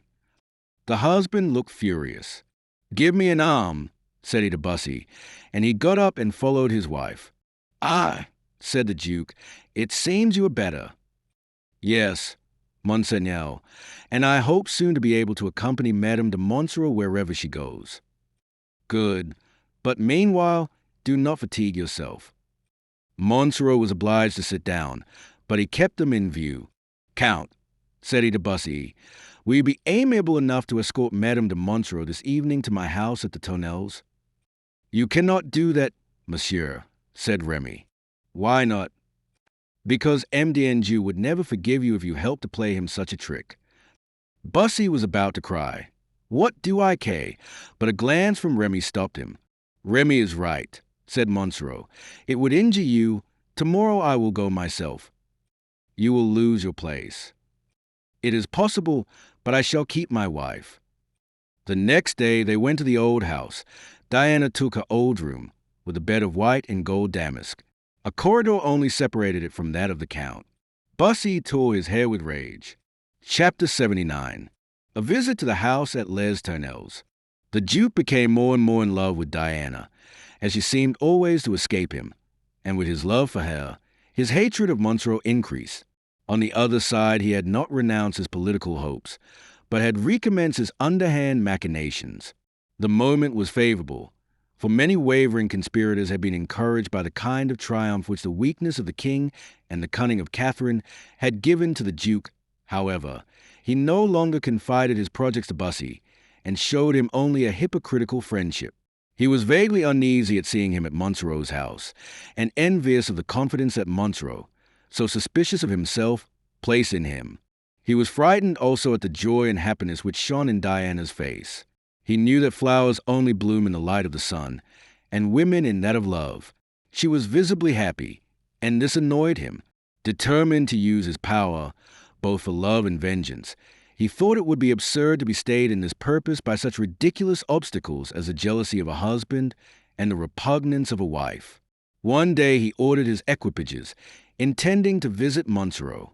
He was told that he had moved to his house in the Rue Saint-Antoine. "Let us go there," said he to Bussy. Soon the place was in commotion at the arrival of the 24 handsome cavaliers, each with 2 lackeys, who formed the prince's suite. Both Bussy and the prince knew the house well. They both went in, but while the prince entered the room, Bussy remained on the staircase. It resulted from this arrangement that the Duke was received by Monsoreau alone, while Bussy was received by Diana, while Gertrude kept watch. Monsoreau, always pale, grew livid at sight of the prince. "Monseigneur, here, really it is too much honor for my poor house," cried he, with a visible irony. The prince smiled. "Wherever a suffering friend goes, I follow him," replied he. "How are you?" "Oh, much better. I can already walk about, and in a week I shall be quite well." "Was it your doctor who prescribed for you the air of the Bastille?" asked the prince, with the most innocent air possible. "Yes, Monseigneur." "Did you not like the Rue des Petits Perez?" "No, Monseigneur. I had too much company there. They made too much noise." "But you have no garden here." "I did not like the garden." The prince bit his lips. "Do you know, Comte," said he, "that many people are asking the king for your place?" "On what pretext, Monseigneur?" "They say you are dead." "Monseigneur, you can answer for it that I am not." "I answer for nothing. You bury yourself as though you were dead." It was Monsoreau's turn to bite his lips. "Well, then, I must lose my place," said he. "Really?" "Yes, there are things I prefer to it." "You are very disinterested." "It is my character, Monseigneur." "Then of course you will not mind the king's knowing your character." "Who will tell him?" "Diable, if he asks me about you, I must repeat our conversation." "Marguerite, Monseigneur, if all they say in Paris were reported to the king, his 2 ears would not be enough to listen with." "What do they say at Paris, monsieur?" asked the prince sharply. Monsoreau tried to calm himself. "How should a poor invalid, as I am—" "No," said he. "If the king is angry at seeing his work badly done, he is wrong." "How so?" "Because, doubtless, my accident proceeds, to some extent, from him." "Explain yourself." M. de Saint Luc, who wounded me, is a dear friend of the king's. It was the king who taught him the thrust by which he wounded me, and it might have been the king who prompted him." "You are right. but still the king is a king. Until he is so no longer. The Duke trembled. "Is not Madame de Monsoreau here?" said he. "Monseigneur, she is ill, or she would have come to present her respects to you." "Ill? Poor woman! It must be grief at seeing you suffer." "Yes, and the fatigue of moving. Let us hope it will be a short indisposition. You have so skillful a doctor." "Yes, that dear Remy." "Why, he is Bussy's doctor. He has lent him to me." "You are, then, great friends." "He is my best, I might say my only, friend. Adieu, come." As the Duke raised a tapestry, he fancied he saw the skirt of a dress disappear into the next room, and immediately Bussy appeared at his post in the middle of the corridor. Suspicion grew stronger with the Duke. "We are going," said he to Bussy, who ran downstairs without replying, while the Duke, left alone, tried to penetrate the corridor where he had seen the silk dress vanish. But, turning, he saw that Monsoreau had followed and was standing at the door. "Your Highness mistakes your way," said he. "True," said the Duke. "Thank you." And he went down with rage in his heart. When he returned home, Aurora glided into his room. "Well," said the Duke, "I am baffled by the husband, and, perhaps, also by the lover, Monseigneur. What do you say?" "The truth." "Speak, then." "I hope your Highness will pardon me. It was in your service." "I pardon you in advance. Go on." "After your Highness had gone upstairs, I watched under a shed in the courtyard." "Ah, what did you see?" "I saw a woman's dress. I saw this woman lean forward, and then I heard the sound of a long and tender kiss." "But who was the man?" "I cannot recognize arms." "No, but you might gloves." "Indeed, it seemed to me." "That you recognized them." "It was only a guess." "Never mind." "Well, Monseigneur, they looked like the gloves of M. de Bussy." "Buff, embroidered with gold, were they not?" "Yes, Monseigneur." "Ah, Bussy." "Yes, it was Bussy." "Oh." "I was blind and yet not blind, but I could not believe in so much audacity." "But your Highness must not believe it too lightly. Might there not have been a man hidden in her room?" "Yes, doubtless, but Bussy, who was in the corridor, would have seen him." "That is true." "And then the gloves." "Yes, and besides a kiss, I heard—" "What?" "3 words, 'till tomorrow evening.'" "Oh, mon Dieu." "So that, if you like, we can make sure." "Orally, we will go." "Your Highness knows I am at your orders." "Ah, Bussy, a traitor. Bussy, the honest man, Bussy, who does not wish me to be King of France." And the Duke, smiling with an infernal joy, dismissed orally. Chapter 80. The Watchers. The Duke kept Bussy near him all day, so as not to lose sight of his movements. Bussy did not care, so that he had his evenings free. At 10 o'clock he wrapped himself in his cloak, and with a rope ladder under his arm went towards the Bastille. The Duke, who did not know that he had a ladder, and could not believe in anyone walking alone at night through the streets of Paris, thought Bussy would certainly call at his hotel for a horse and a servant, and lost 10 minutes in preparations. During those 10 minutes, Bussy, active and in love, had already gone 3/4 of the distance. He was lucky, as brave people generally are, and met with no accident by the way, and on arriving saw a light in the windows. It was the signal agreed on between him and Diana. He threw his ladder up to the balcony. It had 6 hooks to it, and was sure to fasten itself somewhere. At the noise, Diana put out a light and opened the window to fasten the ladder. The thing was done in a moment. Diana looked all around. The street seemed deserted. Then she signed to Bussy to mount, and he was up in 5 seconds. The moment was happily chosen, for while he got in at the window, M. de Monsoreau, after having listened patiently for a quarter of an hour at his wife's door, descended the stairs painfully, leaning on the arm of a confidential valet, and it so happened that he opened the street door just as the ladder was drawn up and the window closed. He looked around, but the streets were deserted. "You have been badly informed," said he to the servant.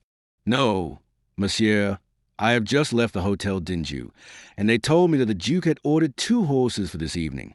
But perhaps it was not to come here." "Where else should he go?" said Monsoreau, with a sombre air. He, like all jealous persons, thought the whole world had nothing to do but to torment him. "Perhaps I should have done better to stay in her room," murmured he. "But they probably have signals for corresponding. She would have warned him of my presence, and I should have learned nothing. It is better to watch outside. Come, conduct me to the hiding place, whence you say one can see everything." "Come, monsieur." About 25 steps from the door was an enormous heap of stones belonging to demolished houses, and serving for fortifications to the children of the neighborhood when they played at battles. In the midst was a space which could contain 2 people. The valet spread a cloak, on which Monsoreau sat down, while his servant sat at his feet, with a loaded musket placed beside him. Diana had prudently drawn her thick curtains, so that scarcely a ray of light showed through, to betray that there was life in this gloomy house. They had been watching about 10 minutes, when 2 horses appeared at the end of the street. The valet pointed to them. "I see," said Monsoreau. The 2 men got off their horses and tied them up at the corner of the Hotel d'Estanelles. "Monseigneur," said Aurélie, "I believe we have arrived too late. He must have gone straight from your hotel and must have entered." "Perhaps so, but if we did not see him go in, we can see him come out." "Yes, but when?" "When we please." "Would it be too curious to ask how you mean to manage?" "Nothing is more easy. We are but to knock at the door and ask after M. de Monsoreau. Our lover will be frightened at the noise, and as you enter the house he will come out at the window, and I, who am hidden outside, shall see him. And Monsoreau, what can he say? I am his friend, and was uneasy about him, as he looked so yesterday. Nothing can be more simple." "It is very ingenious, Monseigneur." "Do you hear what they say? Ask Monsoreau of his valet." "No, monsieur, but we soon shall, for they are coming nearer." "Monseigneur," said Aurélie, "here is a heap of stones which seems made on purpose for us." "Yes, but wait a moment. Perhaps we can see through the opening of the curtain." And they stood for some minutes trying to find a place to peep through. Meanwhile, Monsoreau was boiling with impatience, and his hand approached the musket. "Oh, shall I suffer this?" murmured he. "Shall I devour this affront also? No, my patience is worn out. Mordieu, that I can neither sleep, nor wake, nor even suffer quietly, because a shameful caprice is lodged in the idle brain of this miserable prince. No, I am not a complaisant valet. I am the Comte de Monsoreau, and if he comes near, on my word, I will blow his brains out. Light the match, Renee." At this moment, just as the prince was about to seek his hiding place, leaving his companion to knock at the door, Aurélie touched his arm. "Well, monsieur, what is it?" asked the prince. "Come away, Monseigneur, come." "Why so?" "Do you not see something shining there to the left?" "I see a spark among that heap of stones." "It is the match of a musket or arquebuse." "Ah, who the devil can be in ambush there?" "Some friend or servant of Bussy's. Let us go and make a detour, and return another way. The servant will give the alarm, and we shall see Bussy come out of the window." "You are right. Come," and they went to their horses. "They are going," said the valet. "Yes. Did you recognize them?" "They seem to me to be the prince and Aurélie." "Just so, but I shall soon be more sure still. What will monsieur do?" "Come." Meanwhile, the Duke and Aurélie turned into the Rue Sainte-Catherine, intending to return by the Boulevard of the Bastille. Monsoreau went in and ordered his litter. What the Duke had foreseen happened. At the noise that Monsoreau made, Bussy took the alarm. The light was extinguished, the ladder fixed, and Bussy, to his great regret, was obliged to fly, like Romeo, but without having, like him, seen the sun rise and heard the lark sing. Just as he touched the ground, and Diana had thrown him the letter, the Duke and orally arrived at the corner of the Bastille. They saw a shadow suspended from Diana's window, but this shadow disappeared almost instantaneously at the corner of the Rue Saint-Paul. "Monsieur," said the valet to Monsoreau, "we shall wake up the household." "What do I care?" cried Monsoreau furiously. "I am master here, I believe, and I have at least a right to do what you wish to do." The litter was got ready, and, drawn by two stout horses, it was soon at the Hotel d'Anjou. The Duke and Aurélie had so recently come in that their horses were not unsaddled. Monsoreau, who had the entrée, appeared on the threshold just as the Duke, after having thrown his hat on a chair, was holding out his boots to a valet to pull off. A servant, preceding him by some steps, announced de Monsoreau. A thunderbolt breaking his windows could not have astonished the prince more. "de Monsoreau," cried he, with an uneasiness he could not hide.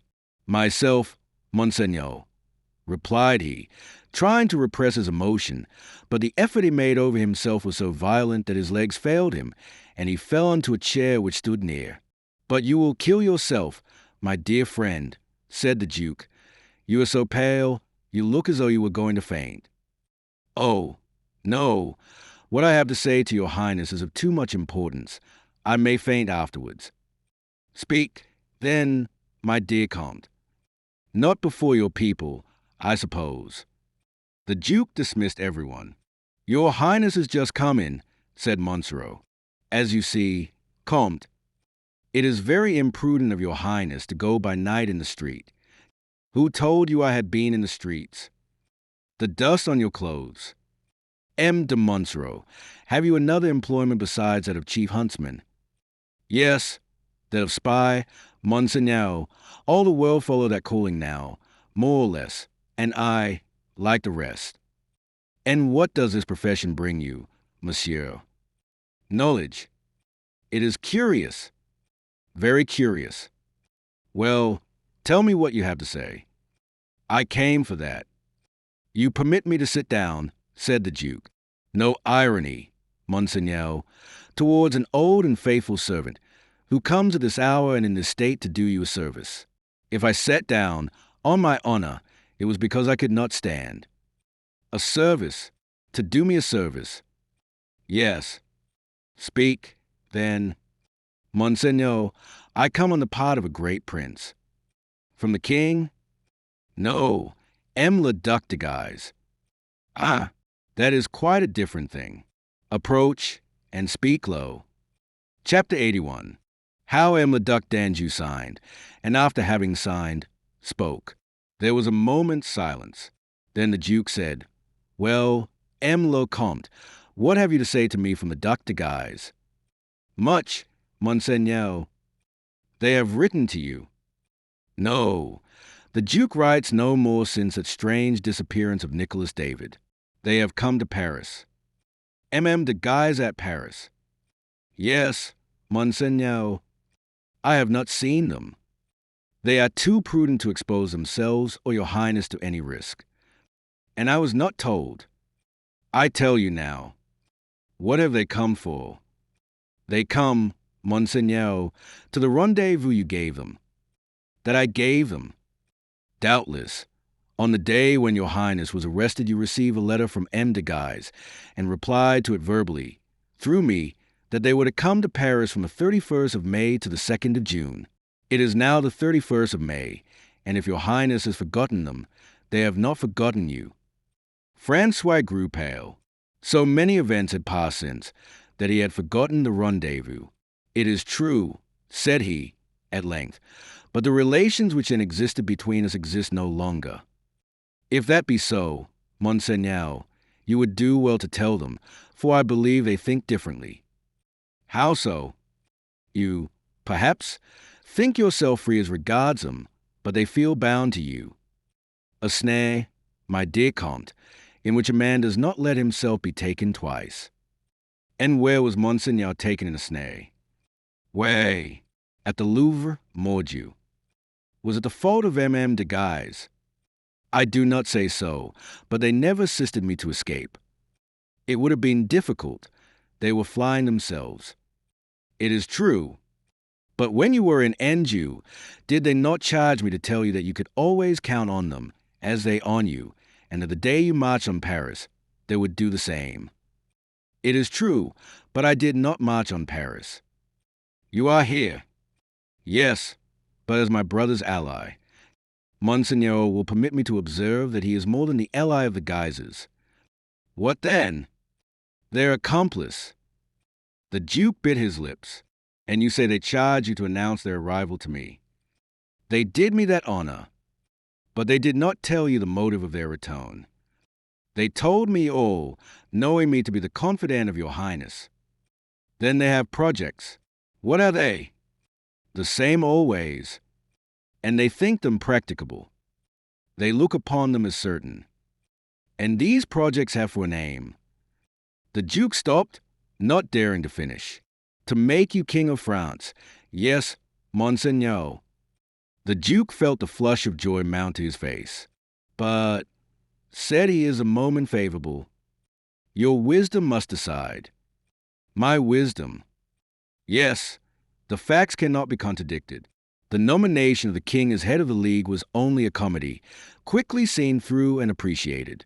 Now the reaction has commenced, and the entire state is rising against the tyranny of the king and his creatures. Sermons are call to arms, and churches are places where they curse the king, instead of praying to God. The army trembles with impatience. The bourgeois league together. Our emissaries bring in nothing but signatures and new adherents to the League. In a word, the king's reign touches on its close. Now, do you renounce your former projects? The Duke did not reply. Monseigneur knows that he may speak frankly to me. I think, said the Duke, that considering my brother has no children, that his health is uncertain, and that after him the crown will come naturally to me, there is no reason why I should compromise my name and my dignity in a useless struggle and try to take, with danger, what will come to me in due course. Your Highness is in error. Your brother's throne will only come to you if you take it. The Guises cannot be kings themselves, but they will only allow to reign a king of their own making, a king whom they substitute for the reigning one. They count on your Highness, but if you refuse, they will seek another. And who will dare to seat himself on the throne of Charlemagne? A Bourbon instead of a Valois, Monseigneur, a son of Este, Louis, instead of a son of Saint Louis. The King of Navarre. Why not? He is young and brave. He is a Huguenot. Was he not converted at the St. Bartholomew? Yes, and he abjured afterwards. Oh, Monseigneur, what he did for his wife, he will do again for the crown. They think, then, that I will yield my rights without a struggle. The case is provided for. I will fight. They are men of war. I will put myself at the head of the League. They are the soul of it. I will join my brother. Your brother will be dead. I will call the kings of Europe to my aid. They will think twice before making war on a people. My party will stand by me. Your party, I believe, consists of M. de Bussy and myself. Then I am tied. Nearly so. You can do nothing without the Guises. With them, everything. Say the word, and you are king. The Duke walked about for a few minutes, in great agitation, then stopped and said, Go on, Count. This, then, is the plan. In 8 days a fete dieu will take place, and the king meditates on that day a great procession to the convents of Paris. The guards will remain at the door. The king will stop before each altar, kneel down, and say 5 Paters and 5 Aves. I know all that. He will go to Saint Genevieve. Yes. He will enter with a suite of 5 or 6 persons, and behind them the doors will be closed. And then, your Highness knows the monks who will do the honors of the abbey to His Majesty. They will be the same. Who were there when your Highness was crowned? They will dare to lay hands on the Lord's anointed. Oh, to shave him only. They will never dare to do that to a king. He will not be a king then. How so? Have you never heard of a holy man who preaches sermons and is going to perform miracles? Brother Gorenflot? Just so. The one who wished to preach the league with his arquebus on his shoulder. The same? Well, they will conduct the king into his cell. Once there, he will be asked to sign his abdication. Then, when he has signed, Madame de Montpensier will enter, scissors in hand. She wears them now, hanging to her side. They are charming scissors, made of gold and admirably chased, to do him honor. You understand the rest. We announce to the people that the king, experiencing a holy repentance for his sins, has announced his intention of never more leaving the convent. If there are any who doubt, M. de Guise holds the army, M. le Cardinal the church, and M. de Man the bourgeois. And with these three powers you can make the people believe what you like. But they will accuse me of violence, said the Duke. You need not be they. They will look on me as a usurper. Monseigneur forgets the abdication. The king will refuse. It seems that Brother Gorenflot is not only clever, but strong. The plan is then settled. Quite. And they do not fear that I shall denounce it. No, Monseigneur, for in that case, they have another, not less sure. Ah, yes. And this one, I do not know. They thought me too much your friend to trust me with it. Well, I yield, Count. What must I do? Approve? I do. Words are not enough. What then? Writing. It is a folly to suppose I will ever consent to that. And why not? If the conspiracy fail, it is just in case it should that they ask for your signature. Then they wish to shelter themselves behind my name. Just so. Then I refuse. You cannot. I cannot refuse. No. Are you mad? To refuse is to betray. Let them think as they like. At all events, I will choose my own danger. Monseigneur, you choose badly. I will risk it, cried Francois, endeavoring to keep firm. For your own interest, I advise you not to do so. But I shall compromise myself by signing. In refusing, you assassinate yourself. Francois shuddered. They would dare, said he. They would dare anything, Monseigneur. The conspirators have gone so far that they must succeed at any cost. The Duke, with his usual indecision, felt terribly perplexed. I will sign, said he, at last. When? Tomorrow. No, Monseigneur, if you sign, it must be at once. But M. de Guise must draw up the agreement. It is already drawn, here it is, and Monsoreau drew a paper from his pocket. It was a full adhesion to the scheme. The Duke read it, though, growing more and more pale as he did so. Here is a pen, Monseigneur. Then I must sign. If you wish to do so, no one forces you. Yes, they do, since they menace me with assassination. I do not menace you, Monseigneur. I only warn you. Give me the pen. And, snatching it eagerly, he signed the paper. Monsoreau watched him with an eye full of hatred and hope, and no sooner had the Duke finished than, exclaiming, "Ah!" he seized the paper, buttoned it into his doublet, and wrapped his cloak over it. Francois looked at him with astonishment, for a flash of ferocious joy played over his face. And now, Monseigneur, be prudent, said he. How so? Do not run about the streets with Aurelie, as you did just now. What do you mean? I mean that, this evening, you pursued with your love a woman whom her husband adores, and whom he is jealous of, enough to kill anyone who approaches her without permission. Is it of you and your wife that you are speaking? Yes, Monseigneur. I have married Diane de Monsoreau. She is mine, and no one shall have her while I live, not even a prince. I swear by my name and on this poniard. And he touched with his poniard the breast of the prince, who started back. Monsieur, you menace me, cried Francois, pale with rage. No, Monseigneur, once more, I say, I only warn you. Of what? that no one shall make love to my wife. And I warn you that you are too late, and that someone makes love to her already." Monsoreau uttered a terrible cry. "Is it you?" cried he. "You are mad? Count!" "No, I am not. Prove your words." "Who was hidden this evening, 20 steps from your door, with a musket?" "I."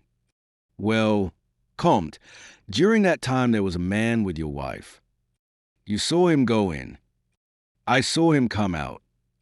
By the door?" "No, by the window." "Did you recognize him?" "Yes." "Name him, Monseigneur, or I do not answer for myself." The Duke half smiled. "M. le Comte," said he, "on my faith as a prince, on my soul, within a week I will tell you his name." "You swear it?" "I swear it." "Well, Monseigneur, you have a week. But," said he, touching the paper in his breast, "come back in 8 days." "Good. In 8 days I shall have regained all my strength, ready for vengeance." Chapter 82. A promenade at the Tainels.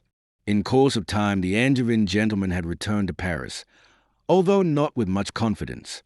They knew too well the king, his brother, and mother, to hope that all would terminate in a family embrace.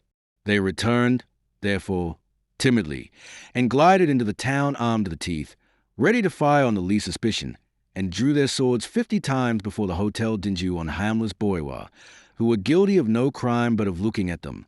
They presented themselves at the Louvre, magnificently dressed in silk, velvet, and embroidery. Henri III would not receive them. They waited vainly in the gallery. It was M.M., Quelus, Morgian, Schomburg, and de Pernon who came to announce this news to them, with great politeness, and expressing all the regrets in the world. "Aye, gentlemen," said Intrigues, "the news is said, but, coming from your mouths, it loses half its business." "Gentlemen," said Schomburg, "you are the flower of grace and courtesy. Would it please you to change the reception which you have missed into a little promenade?" "Ah, gentlemen, we were about to propose it." "Where shall we go?" said Quelus. "I know a charming place near the Bastille," said Schomburg. "We follow you. Go on."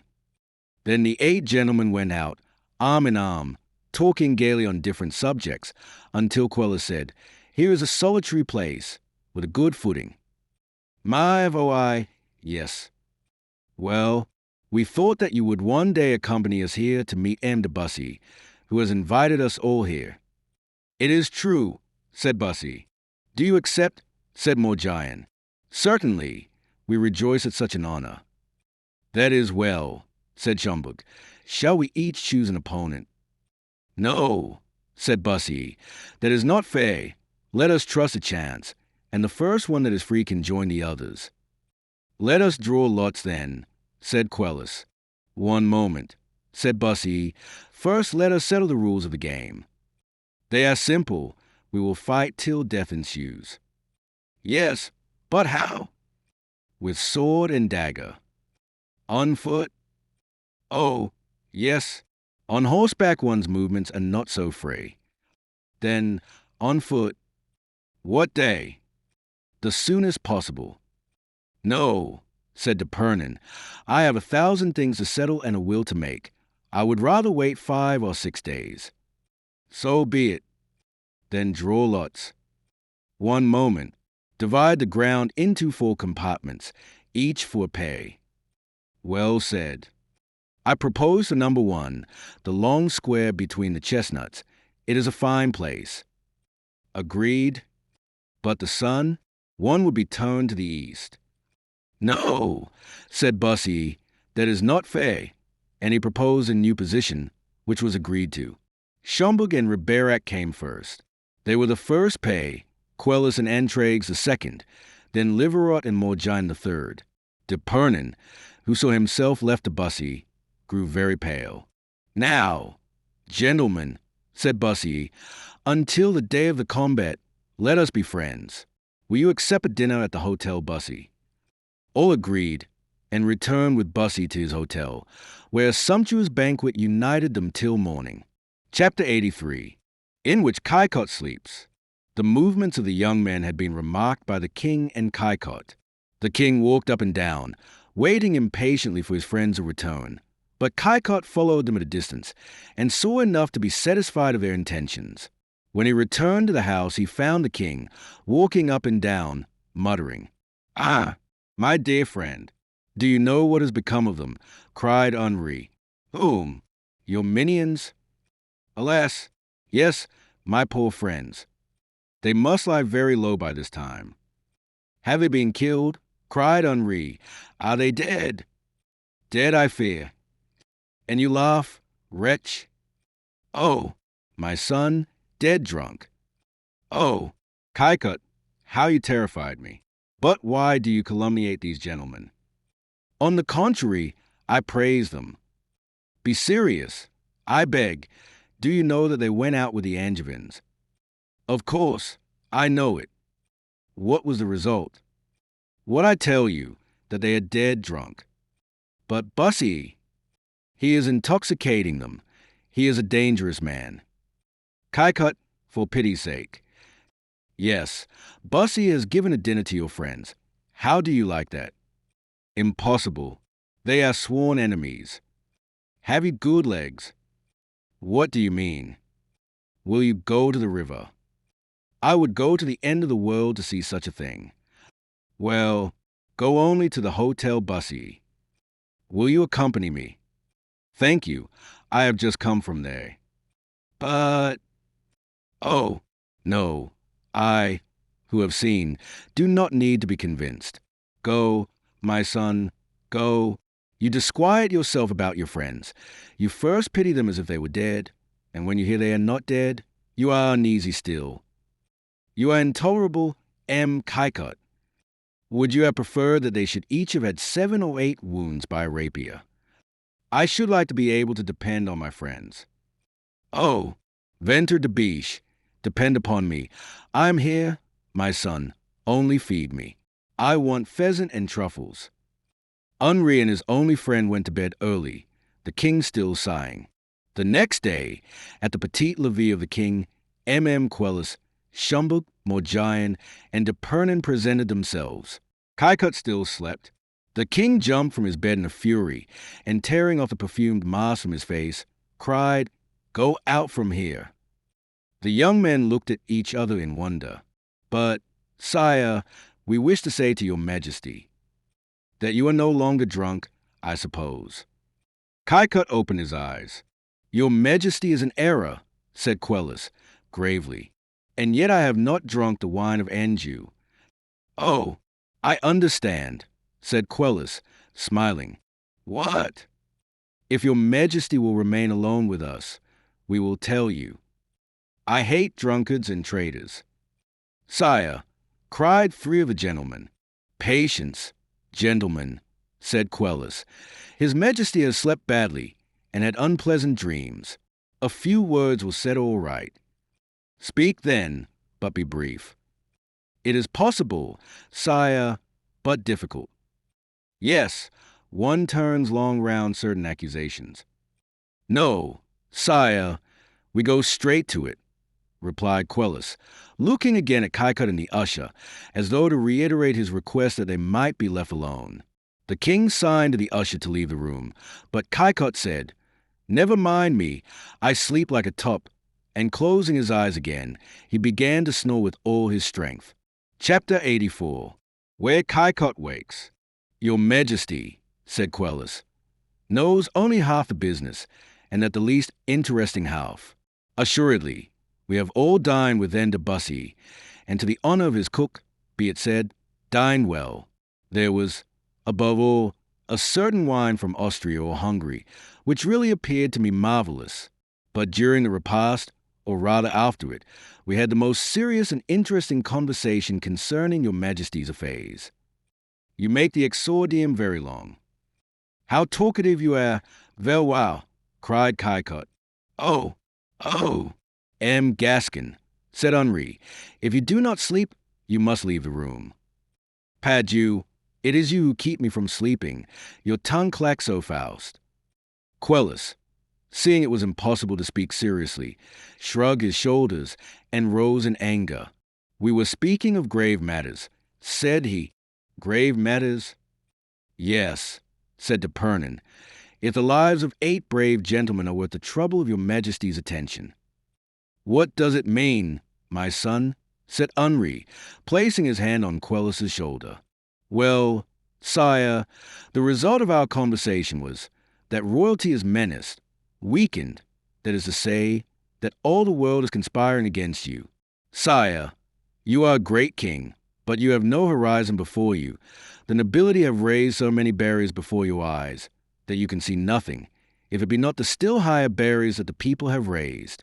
When, sire, in battle one battalion places itself like a menacing wall before another, what happens?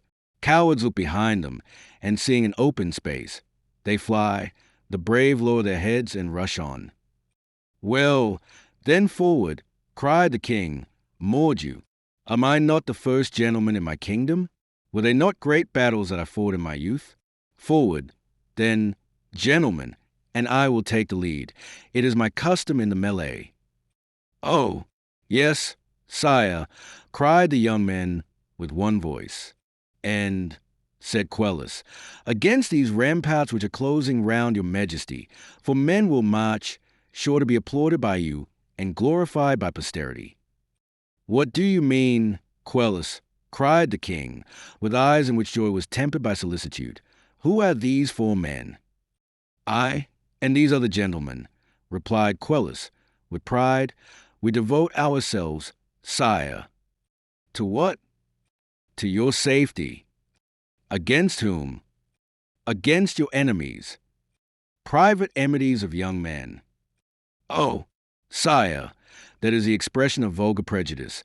Speak like a king, sire, not like a bourgeois. Do not profess to believe that Morgian detests intrigues, that Schomberg dislikes Livarot, that de Pernon is jealous of Bussy, and that I hate Riberac. Oh, no, they are all young and agreeable, and might love each other like brothers. It is not, therefore, a rivalry between man and man, which places the swords in our hands. It is a quarrel of France with Anjou. The dispute is the rights of the populace against the prerogatives of the king. We present ourselves as champions of royalty in those lists, where we shall be met by the champions of the League. And we came to say, bless us, sire, smile on those who are going to die for you. Your blessing will, perhaps, give us the victory. Your smile will make us die happy. Henri, overcome with emotion, opened his arms to Quelus and the others. He united them in his heart, and it was not a spectacle without interest, a picture without expression, but a scene in which manly courage was allied to softer emotions, sanctified by devotion. Caillebotte looked on, and his face, ordinarily indifferent or sarcastic, was not the least noble and eloquent of the 6. Ah, cried the king, I am proud today, not of being king of France, but of being your friend. At the same time, as I know my own interest best, I will not accept a sacrifice, of which the result will deliver me up, if you fall, into the hands of my enemies. France is enough to make war on Anjou. I know my brother, the Guises, and the League, and have often conquered more dangerous foes. But, sire, soldiers do not reason thus. They never take a luck into their calculations. Pardon me, Morgian, a soldier may act blindly, but the captain reflects. Reflect, then, sire, and let us act, who are only soldiers, said Schomberg. Besides, I know no luck. I am always successful. Friend, said the king, sadly, I wish I could say as much. It is true, you are but 20. Sire, said Quelus, on what day shall we meet Bussy, Livarot, Intrigues, and Riberac? Never. I forbid it absolutely. Sire, excuse us. The rendezvous was arranged before the dinner. Words were said which cannot be retracted. Excuse me, monsieur, said Henri. The king absolved from oaths and promises by saying, I will, or I will not, for the king is all-powerful. Tell these gentlemen, therefore, that I have menaced you with all my anger at you come to blows, and that you may not doubt it yourselves, I swear to exile you if... Stop. Sire, do not swear, because if for such a cause we have merited your anger, and this anger shows itself by exiling us, we will go into exile with joy, because, being no longer on your majesty's territories, we can then keep our promises and meet our adversaries. If these gentlemen approach you within range of an arquebus, I will throw them all into the Bastille. Sire, if you do so, we will all go barefooted, and with cords round our necks, to M. Testu, the governor, and pray to be incarcerate with them. I will have them beheaded, then I am king, I hope. We will cut our throats at the foot of their scaffold. Henri kept silent for a long time, then, raising his eyes, said, God will surely bless a cause defended by such noble hearts. Yes, they are noble hearts, said Kaikot, rising. Do what they wish, and fix a day for their meeting. It is your duty, my son. Oh, I Mondayu, murmured Henri. Sire, we pray you, cried all the four gentlemen, bending their knees. Well, so be it. Let us trust that God will give us the victory. But let us prepare for the conflict in a Christian manner. If I had time, I would send all your sword to Rome, that the Pope might bless them. But we have the shrine of Saint Genevieve, which contains most precious relics. Let us fast and do penance, and keep holy the great day of the Fête d'Août, and then the next day. Ah, sire, thanks, that is in 8 days, cried the young men. And they seized the hands of the king, who embraced them all once more, and, going into his oratory, melted into tears. Our cartel is ready, said Quelus. We are but to add the day and hour. Right, Morgian, the day after the Fête d'Août. Here is a table. It is done, said Morgian. Now who will carry the letter? I will, if you please, said Kaikot, approaching, but I wish to give you a piece of advice. His Majesty speaks of fast and macerations. That is all very well after the combat, but before, I prefer good nourishment, generous wine, and 8 hours sleep every night. Bravo, Kaikot. Adieu, my little lions, replied the Gascon. I go to the Hotel Bussy. He went 3 steps and returned, and said, Apropos, do not quit the king during the Fête d'Août. Do not go to the country, any of you, but stay by the Louvre. Now, I will do your commission. Chapter 85. The Fête d'Août. During these 8 days, events were preparing themselves, as a tempest gathers in the heavens during the calm days of summer. Monsoreau had an attack of fever for 24 hours. Then he rallied and began to watch himself. But as he discovered no one, he became more than ever convinced of the hypocrisy of the Duc d'Anjou and of his bad intentions with regard to Diana. Bussy did not discontinue his visits by day, but, warned by Remy of this constant watchfulness, came no more at night to the window. Kaikot divided his time between the king, whom he watched like a child, and his friend Gorenflot, whom he had persuaded to return to his convent. He passed hours with him in his cell, always bringing with him large bottles in his pocket, and the report began to be spread that Gorenflot had nearly persuaded him to turn monk. As for the king, he gave constant lessons in fencing to his friends, teaching them new thrusts, and, above all, exercising D'Epernon, to whom fate had given so skillful an adversary that he was visibly preoccupied by it. Anyone walking in the streets of Paris at certain hours might have met the strange monks, of whom our first chapters furnish some description, and who resembled troopers more than monks. Then, to complete the picture, we must add that the Hôtel de Guise had become at once mysterious and turbulent, the most people within and the most deserted without that can be imagined, that meetings were held every night in the great hall, and with all the blinds and windows hermetically closed, and that these meetings were preceded by dinners, to which none but men were invited, and which were presided over by Madame de Montpensier. Of all these meetings, however, important though they were, the police suspected nothing. On the morning of the great day, the weather was superb, and the flowers which filled the streets sent their perfumes through the air. Kaikot, who for the last fortnight had slept in the king's room, woke him early. No one had yet entered the royal chamber. Oh, Kaikut, cried the king, you have woke me from one of the sweetest dreams I ever had in my life. What was it, my son? I dreamed that Quelus had run intrigue through the body, and was swimming in the blood of his adversary. Let us go and pray that my dream may be realized. Ko, Kaikut, Ko, what do you want? My haircloth and my scourge. Would you not prefer a good breakfast? Pagan, would you go to hear mass on the fate die you with a full stomach? Even so. Ko, Kaikut, patience. It is scarcely 8 o'clock, and you will have plenty of time to scourge yourself. Let us talk first. Converse with your friend. You will not repent it. Valois, on the faith of a Kaikut. Well, talk, but be quick. How shall we divide our day, my son? Into 3 parts. In honor of the Trinity, very well, let me hear these 3 parts. First, Mass at Saint-Germain-l'Auxerrois. Well, return to the Louvre for collation. Very good. Then, a procession of penitents through the streets, stopping at the principal convente of Paris, beginning at the Jacobine and finishing at Saint Genevieve, where I have promised the prior to stay till tomorrow in the cell of a saint who will pray for the success of our alms. I know him. The saint? Yes, perfectly. So much the better. You shall accompany me, and we will pray together. Yes, make yourself easy. Then dress yourself, and come. Wait a little. What for? I have more to ask. Be quick, then, for time passes. What is the court to do? Follow me.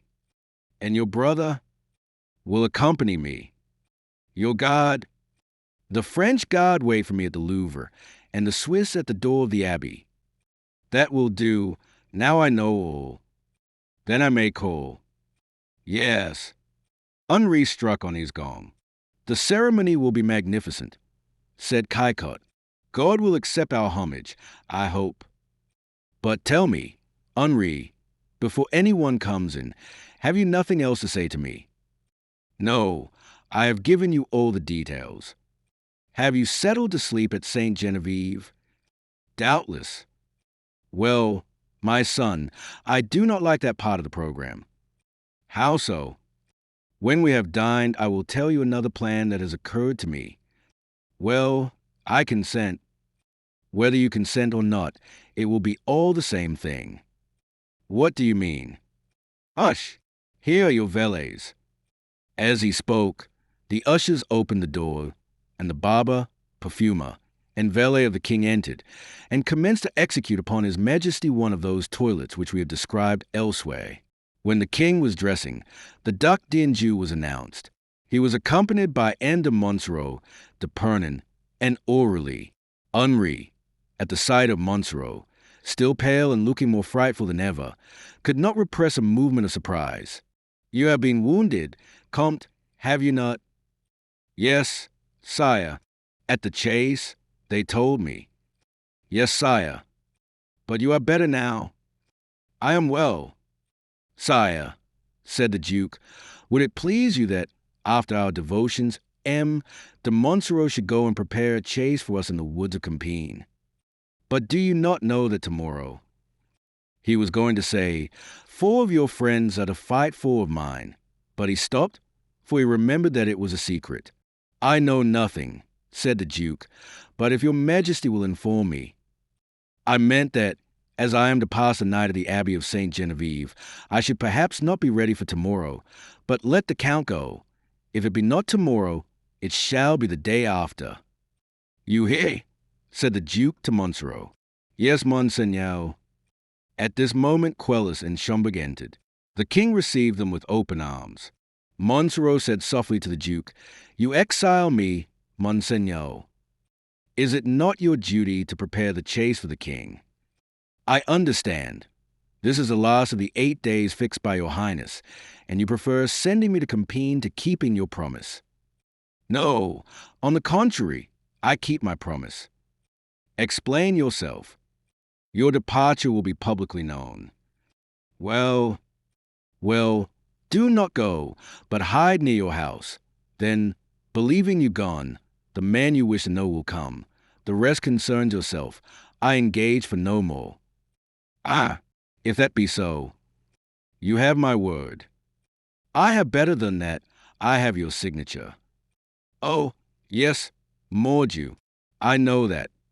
Orally touched upon his arm and said, It is done. Bussy will not fight tomorrow. Not fight. Answer for it. Who will prevent it? Never mind that. If it be so, my dear sorcerer, there are 1,000 crowns for you. Gentlemen, said the king, who had finished his toilet, to Saint-Germain-l'Auxerrois, and from there to Saint Genevieve, asked the duke. Certainly, replied Henri, passing into the gallery where all his court were waiting for him. Chapter 86, which will elucidate the previous chapter. The evening before, M. de Monsoreau had returned to his home from the Hotel Guise, and had found Bussy there. Then, in his friendship for this brave gentleman, he had taken him aside and said, Will you permit me to give you a piece of advice? Pray do. If I were you, I should leave Paris tomorrow. Aye, and why so? All that I can tell you is that your absence may save you from great embarrassment. How so? Are you ignorant of what is to take place tomorrow? Completely. On your honor. On my word as a gentleman. M. Dinju has confided nothing to you. Nothing. M. Dinju confides nothing to me beyond what all the world knows. Well, I, who am not the Duc Dinju, who love my friends for their own sakes, and not for mine, I will tell you, my dear Count, that he is preparing for grave events tomorrow, and at the parting of Guise and Anjou meditate a stroke which may end in the fall of the king. Bussy looked at M. de Monsoreau with suspicion, but his whole manner expressed so much sincerity that it was impossible to doubt him. Count, replied he, my sword belongs to the Duc d'Anjou.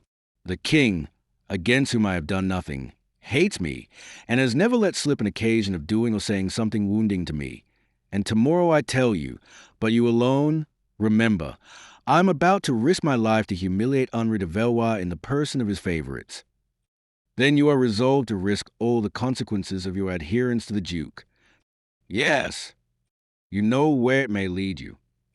I know where I will stop. Whatever complaints I have against the king, I will never lift a hand against him. But I will let others do what they like, and I will follow M. Dinju to protect him in case of need. My dear Comte, said Monsoreau, the Duc d'Anjou is perfidious and a traitor, a coward, capable, from jealous or fear, of sacrificing his most faithful servant, his most devoted friend. Abandon him. Take a friend's counsel. Pass the day in your little house of Vincennes. Go where you like, except to the procession of the Fête Dieu. But why do you follow the Duke yourself?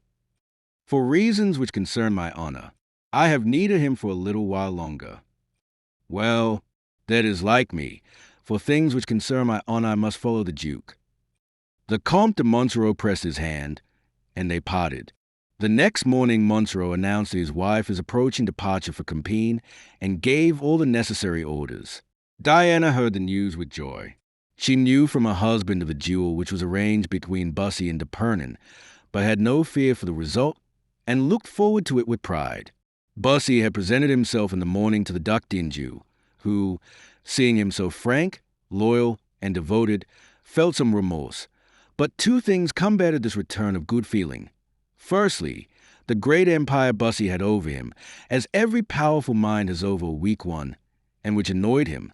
And, secondly, the love of Bussy for Diana, which awoke all the tortures of jealousy in his heart. Monsoreau, it was true, inspired him with equal dislike and fear, but he thought, either Bussy will accompany me and aid my triumph, and then if I triumph, I do not care for Monsoreau, or Bussy will abandon me, and then I owe him nothing, and I will abandon him in return. When they were in the church, the Duke saw Remy enter, and going up to his master, slide a note into his hand. It is from her, thought he. She sends him word that her husband is leaving Paris. Bussy put the note into his hat, opened, and read it, and the prince saw his face radiant with joy and love. The Duke looked round. If Monsoreau had been there, perhaps he would not have had patience to wait till the evening to denounce Bussy.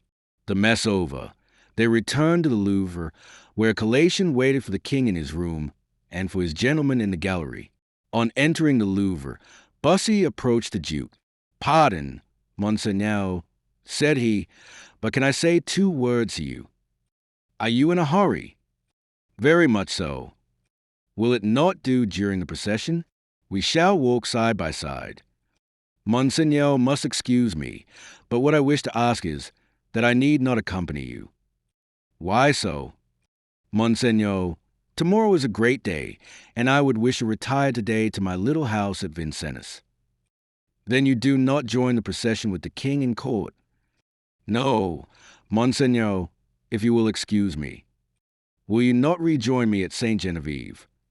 "Monseigneur, I wish to have the whole day to myself." "But if anything should occur when I have need of my friends?" "As Monseigneur would only want me to draw my sword against my king, it is a double reason for excusing myself," replied Bussy. "My sword is engaged against M. d'Epernon." Monsoreau had told the Duke the night before that he might reckon on Bussy. This change, therefore, must have been occasioned by Diana's note. "Then," said the Duke, "you abandon your chief and master." "Monseigneur, he who is about to risk his life in a bloody duel, as ours will be, has but one master, and it is to him my last devotions will be paid. You know that I am playing for a throne, and you leave me." "Monseigneur, I have worked enough for you. I will work again tomorrow. Do not ask me for more than my life." "It is well," said the Duke in a hollow voice. "You are free. Go, M. de Bussy." Bussy, without caring for the prince's evident anger, ran down the staircase of the Louvre and went rapidly to his own house. The Duke called orally. "Well, he has condemned himself," said he. "Does he not follow you?" "No, he goes to the rendezvous." "Yes." "Then it is for this evening." "It is." "Is M. de Monsoreau warned?" "Of the rendezvous, yes, but not yet of the man." "Then you have decided to sacrifice the Count." "I have determined to revenge myself. I fear now but one thing." "What is that?" "That Monsoreau will trust to his strength, and that Bussy will escape him." "Reassure yourself, Monseigneur." "Why?" "Is M. de Bussy irrevocably condemned?" "Yes, mordieu, a man who dictates to me, who takes away from me whom I was seeking for, who is a sort of lion, of whom I am less the master than the keeper. Yes, orally, he is condemned without mercy." "Well, then, be easy, for if he escape Monsoreau, he will not escape from another." "And who is that?" "Does your Highness order me to name him?" "Yes, I do. It is M. d'Epernon." "D'Epernon, who was to fight him tomorrow?" "Yes, Monseigneur." "How is that?" Orally was about to reply, when the Duke was summoned, for the king was at table and had sent for his brother. "You shall tell me during the procession," said the Duke. We will now tell our readers what had passed between Orally and d'Epernon. They had long known each other, for Orally had taught d'Epernon to play on the lute, and, as he was fond of music, they were often together. He called upon Orally to tell him of his approaching duel, which disquieted him not a little. Bravery was never one of d'Epernon's prominent qualities, and he looked on a duel with Bussy as certain death. When Orally heard it, he told d'Epernon that Bussy practiced fencing every morning with an artist lately arrived, who was said to have borrowed from all nations their best points, until he had become perfect. During this recital d'Epernon grew livid with terror. "Ah, I am doomed," said he. "Well, but it is absurd to go out with a man who is sure to kill me. You should have thought of that before making the engagement." "Pest! I will break the engagement. He is a fool who gives up his life willingly at 25. But, now I think of it, well, M. de Bussy is sure to kill me. I do not doubt it. Then it will not be a duel, but an assassination." "Perhaps so. And if it be, it is lawful to prevent an assassination by." A murder? Doubtless. What prevents me, since he wishes to kill me, from killing him first? Oh, mon Dieu. Nothing. I thought of that myself. It is only natural. Very natural. Only, instead of killing him with my own hands, I will leave it to others. That is to say, you will hire assassins. My foi. Yes, like M. de Guise for St. Megrim. It will cost you dear. I will give 3,000 crowns. You will only get 6 men for that, when they know who they have to deal with. And not 6 enough. M. de Bussy would kill 4 before they touch him. Do you remember the fight in the Rue Saint-Antoine? I will give 6,000. If I do the thing, I will take care he does not escape. Have you your men? Oh, there are plenty of unoccupied men soldiers of fortune. Very well, but take care. Of what? If they fail, they will denounce you. I have the king to protect me. That will not hinder M. de Bussy from killing you. That is true. Should you like an auxiliary? I should like anything which would aid me to get rid of him. Well, a certain enemy of your enemy is jealous, and he is now laying a snare for him. Ah, well, but he wants money. With your 6,000 crowns, he will take care of your affair as well as his own. You do not wish the honor of the thing to be yours, I suppose? Mon Dieu. No, I only ask to remain in obscurity.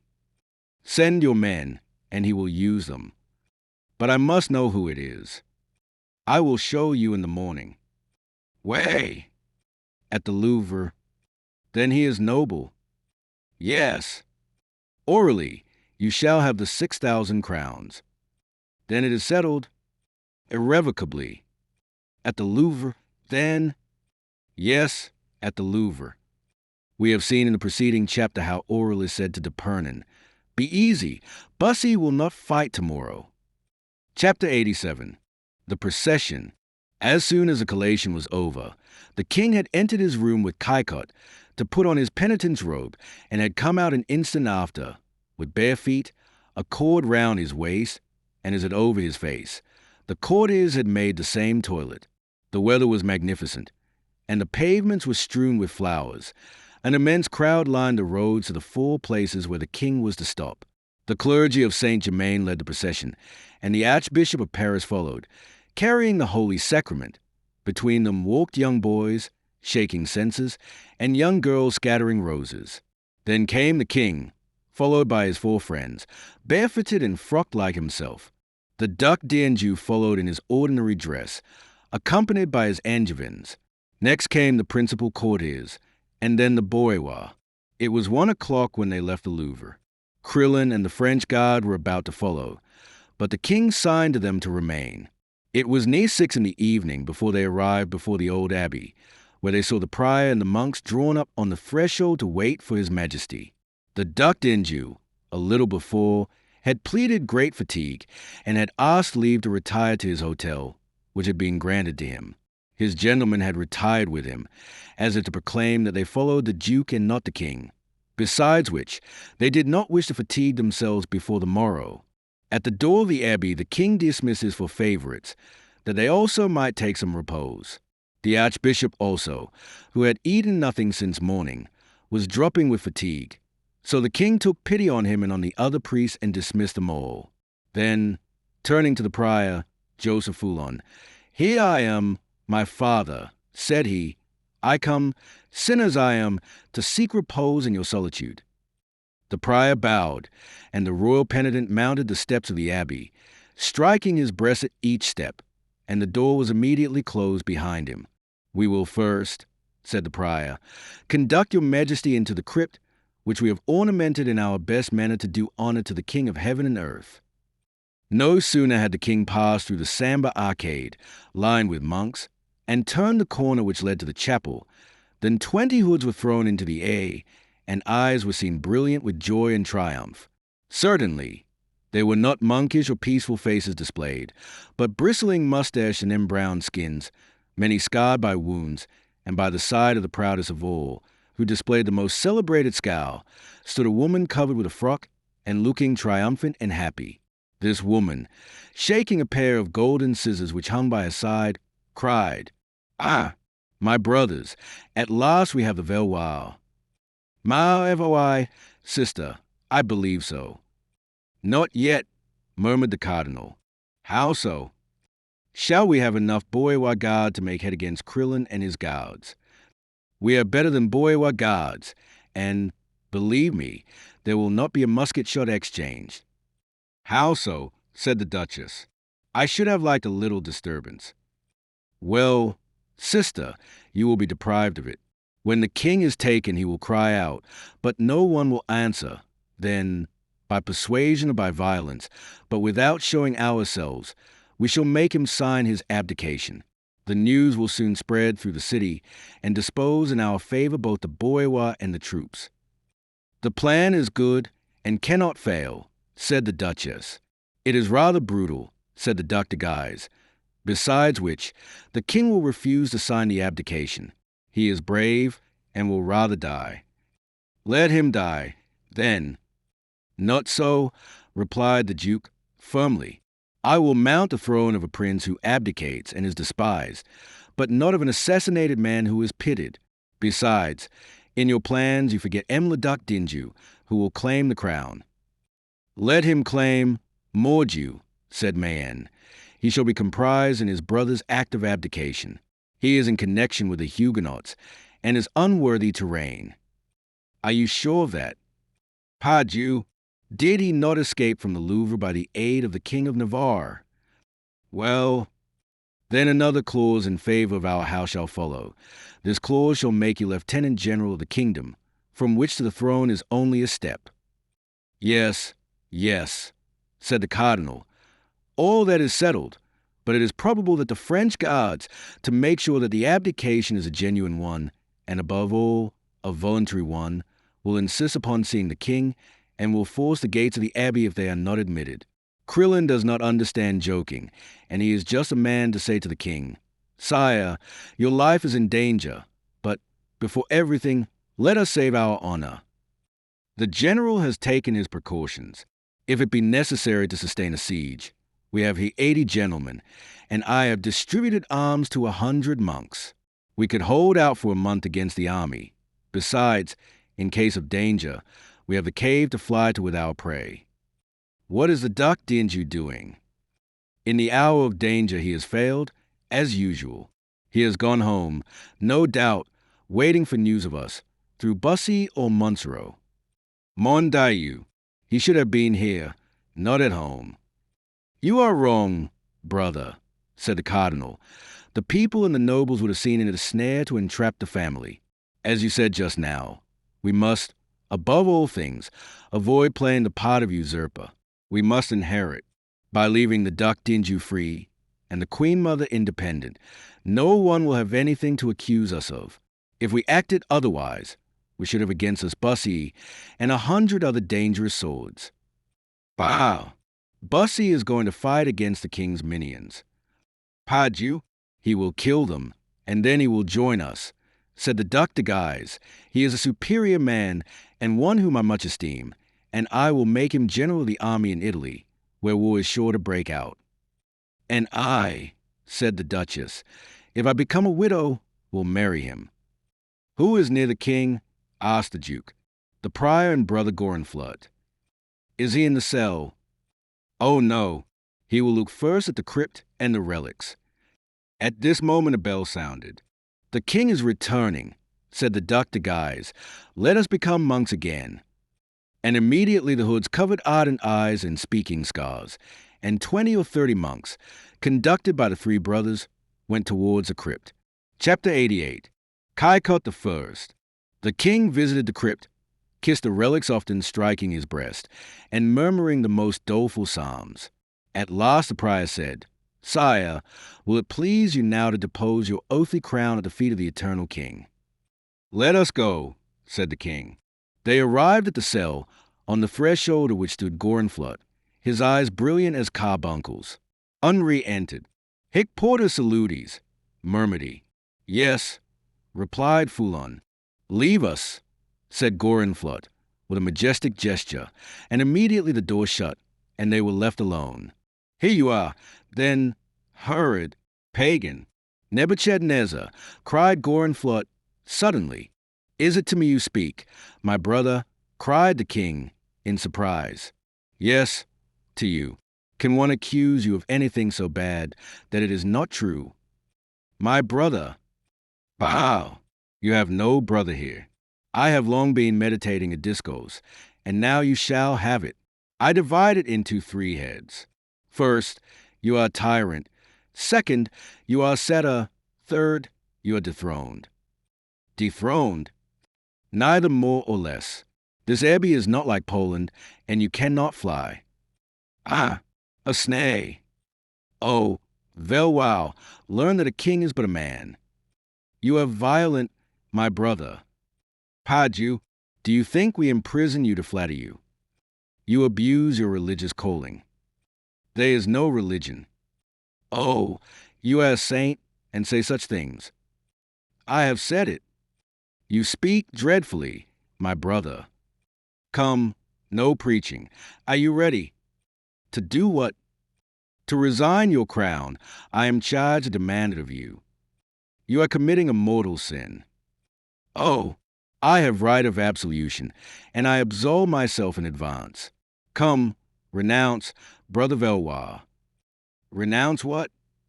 The throne of France. Rather death. Oh, then you shall die. Here is the prior returning. Decide. I have my gods, my friends. They will defend me. Yes, but you will be killed first. Leave me at least a little time for reflection. Not an instant. Your zeal carries you away, brother, said the prior, opening the door and saying to the king, Your request is granted. He shut it again. Henri fell into a profound reverie. I accept the sacrifice, he said, after the lapse of 10 minutes. It is done. He accepts, cried Gorenflot. The king heard a murmur of joy and surprise. Read him the act, said a voice, and a monk passed a paper to Gorenflot. Gorenflot read it to the king, who listened with his head buried in his hands. If I refuse to sign, cried he, shedding tears, it will be doubly your ruin, said the Duc de Guise from under his hood. Look on yourself as dead to the world, and do not force your subjects to shed the blood of a man who has been their king. I will not be forced. I feared so, said the Duke to his sister. Then, turning to his brother, let everyone arm and prepare, said he. For what? Cried the king in a miserable tone. For anything. The king's despair redoubled. Corbleu, cried Gorenflot, I hated you before, Valois, but now I despise you. Sign, or you shall perish by my hand. Have patience, said the king. Let me pray to my divine master for resignation. He wishes to reflect again, said Gorenflot. Give him till midnight, said the cardinal. Thanks, charitable Christian, cried the king. His brain is weak, said the duke. We serve France by dethroning him. I shall have great pleasure in clipping him, said the duchess. Suddenly a noise was heard outside, and soon they distinguished blows struck on the door of the abbey, and Mayenne went to see what it was. My brothers, said he, there is a troop of armed men outside. They have come to seek him, said the duchess. The more reason that he should sign quickly. Sign, Valois, sign, roared Gorenflot. You gave me till midnight, said the king, piteously. Ah, you hope to be rescued. He shall die if he does not sign, cried the duchess. Gorenflot offered him the pen.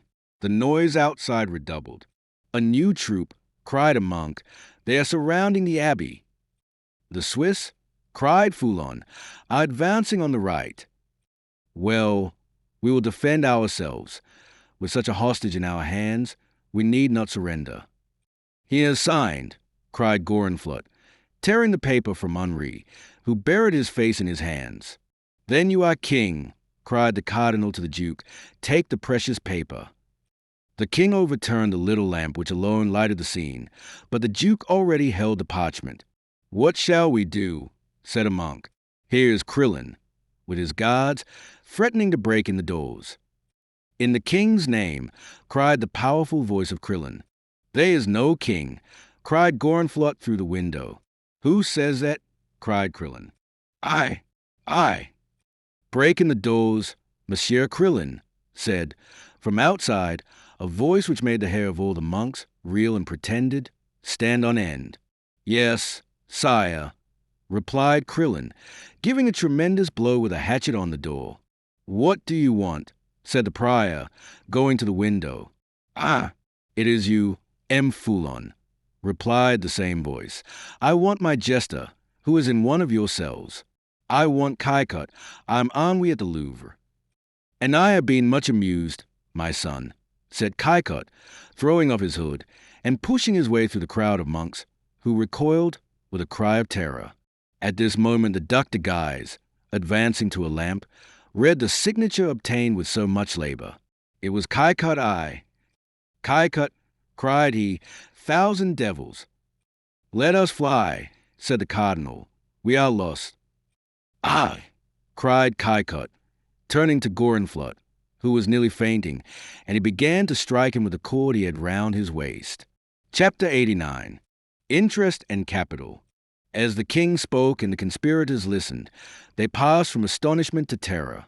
Kaikot I relinquished his role of apparent terror, threw back his hood, crossed his arms, and, while Gorenflot fled at his utmost speed, sustained, firm and smiling, the first shock. It was a terrible moment, for the gentlemen, furious at the mystification of which they had been the dupes, advanced menacingly on the Gascon.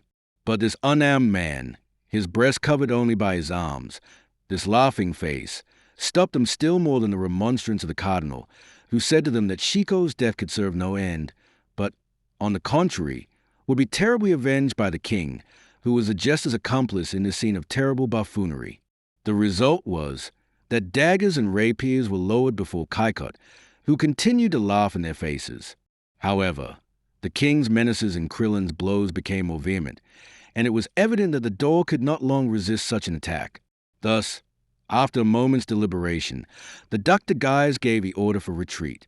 This order made Kaikot smile, for, during his nights with Gorenflot, he had examined the cave and found out the door, of which he had informed the king, who had placed their Tocquenot, lieutenant of the Swiss Guards.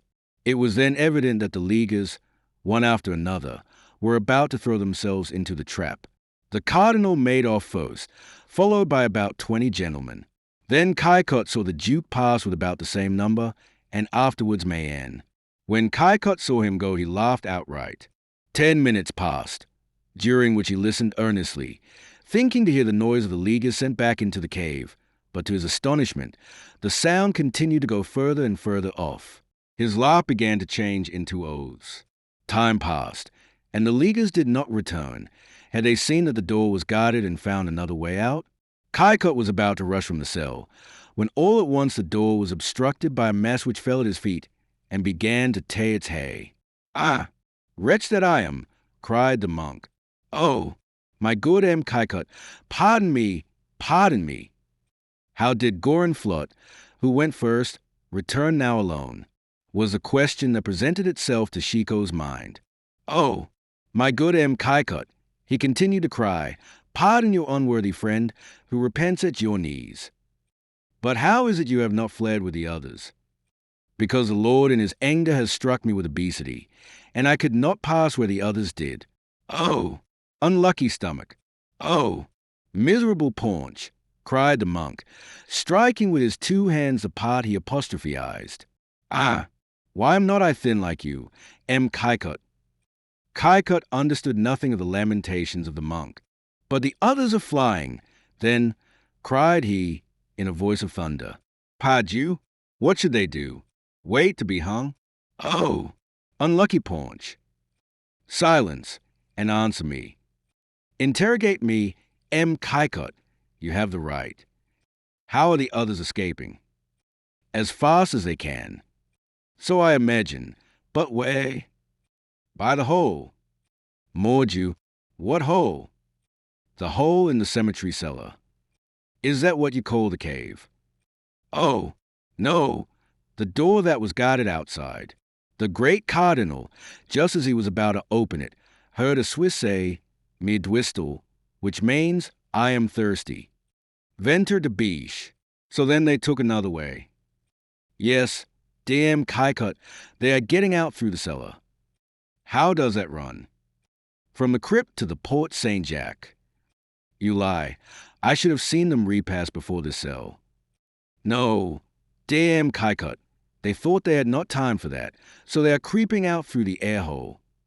What hole? One which looks into the garden and serves to light the cellar. So that you... I was too big and could not pass, and they drew me back by my legs, because I intercepted the way for the others. Then he who is bigger than you. He? Who? Oh, Holy Virgin, I promise you a dozen wax candles, if he also cannot pass. M. Kaikut. Get up. The monk raised himself from the ground as quickly as he could. Now lead me to the hole. Where you wish. Go on, then, wretch. Gorenflot went on as fast as he was able, while Kaikut indulged himself by giving him a few blows with the cord. They traversed the corridor and descended into the garden. Here, this way, said Gorenflot.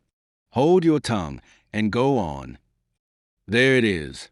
And exhausted by his efforts, the monk sank on the grass, while Kaikut, hearing groans, advanced and saw something protruding through the hole.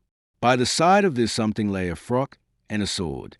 It was evident that the individual in the hole had taken off successively all the loose clothing which increases size, and yet, like Gorenflot, he was making useless efforts to get through.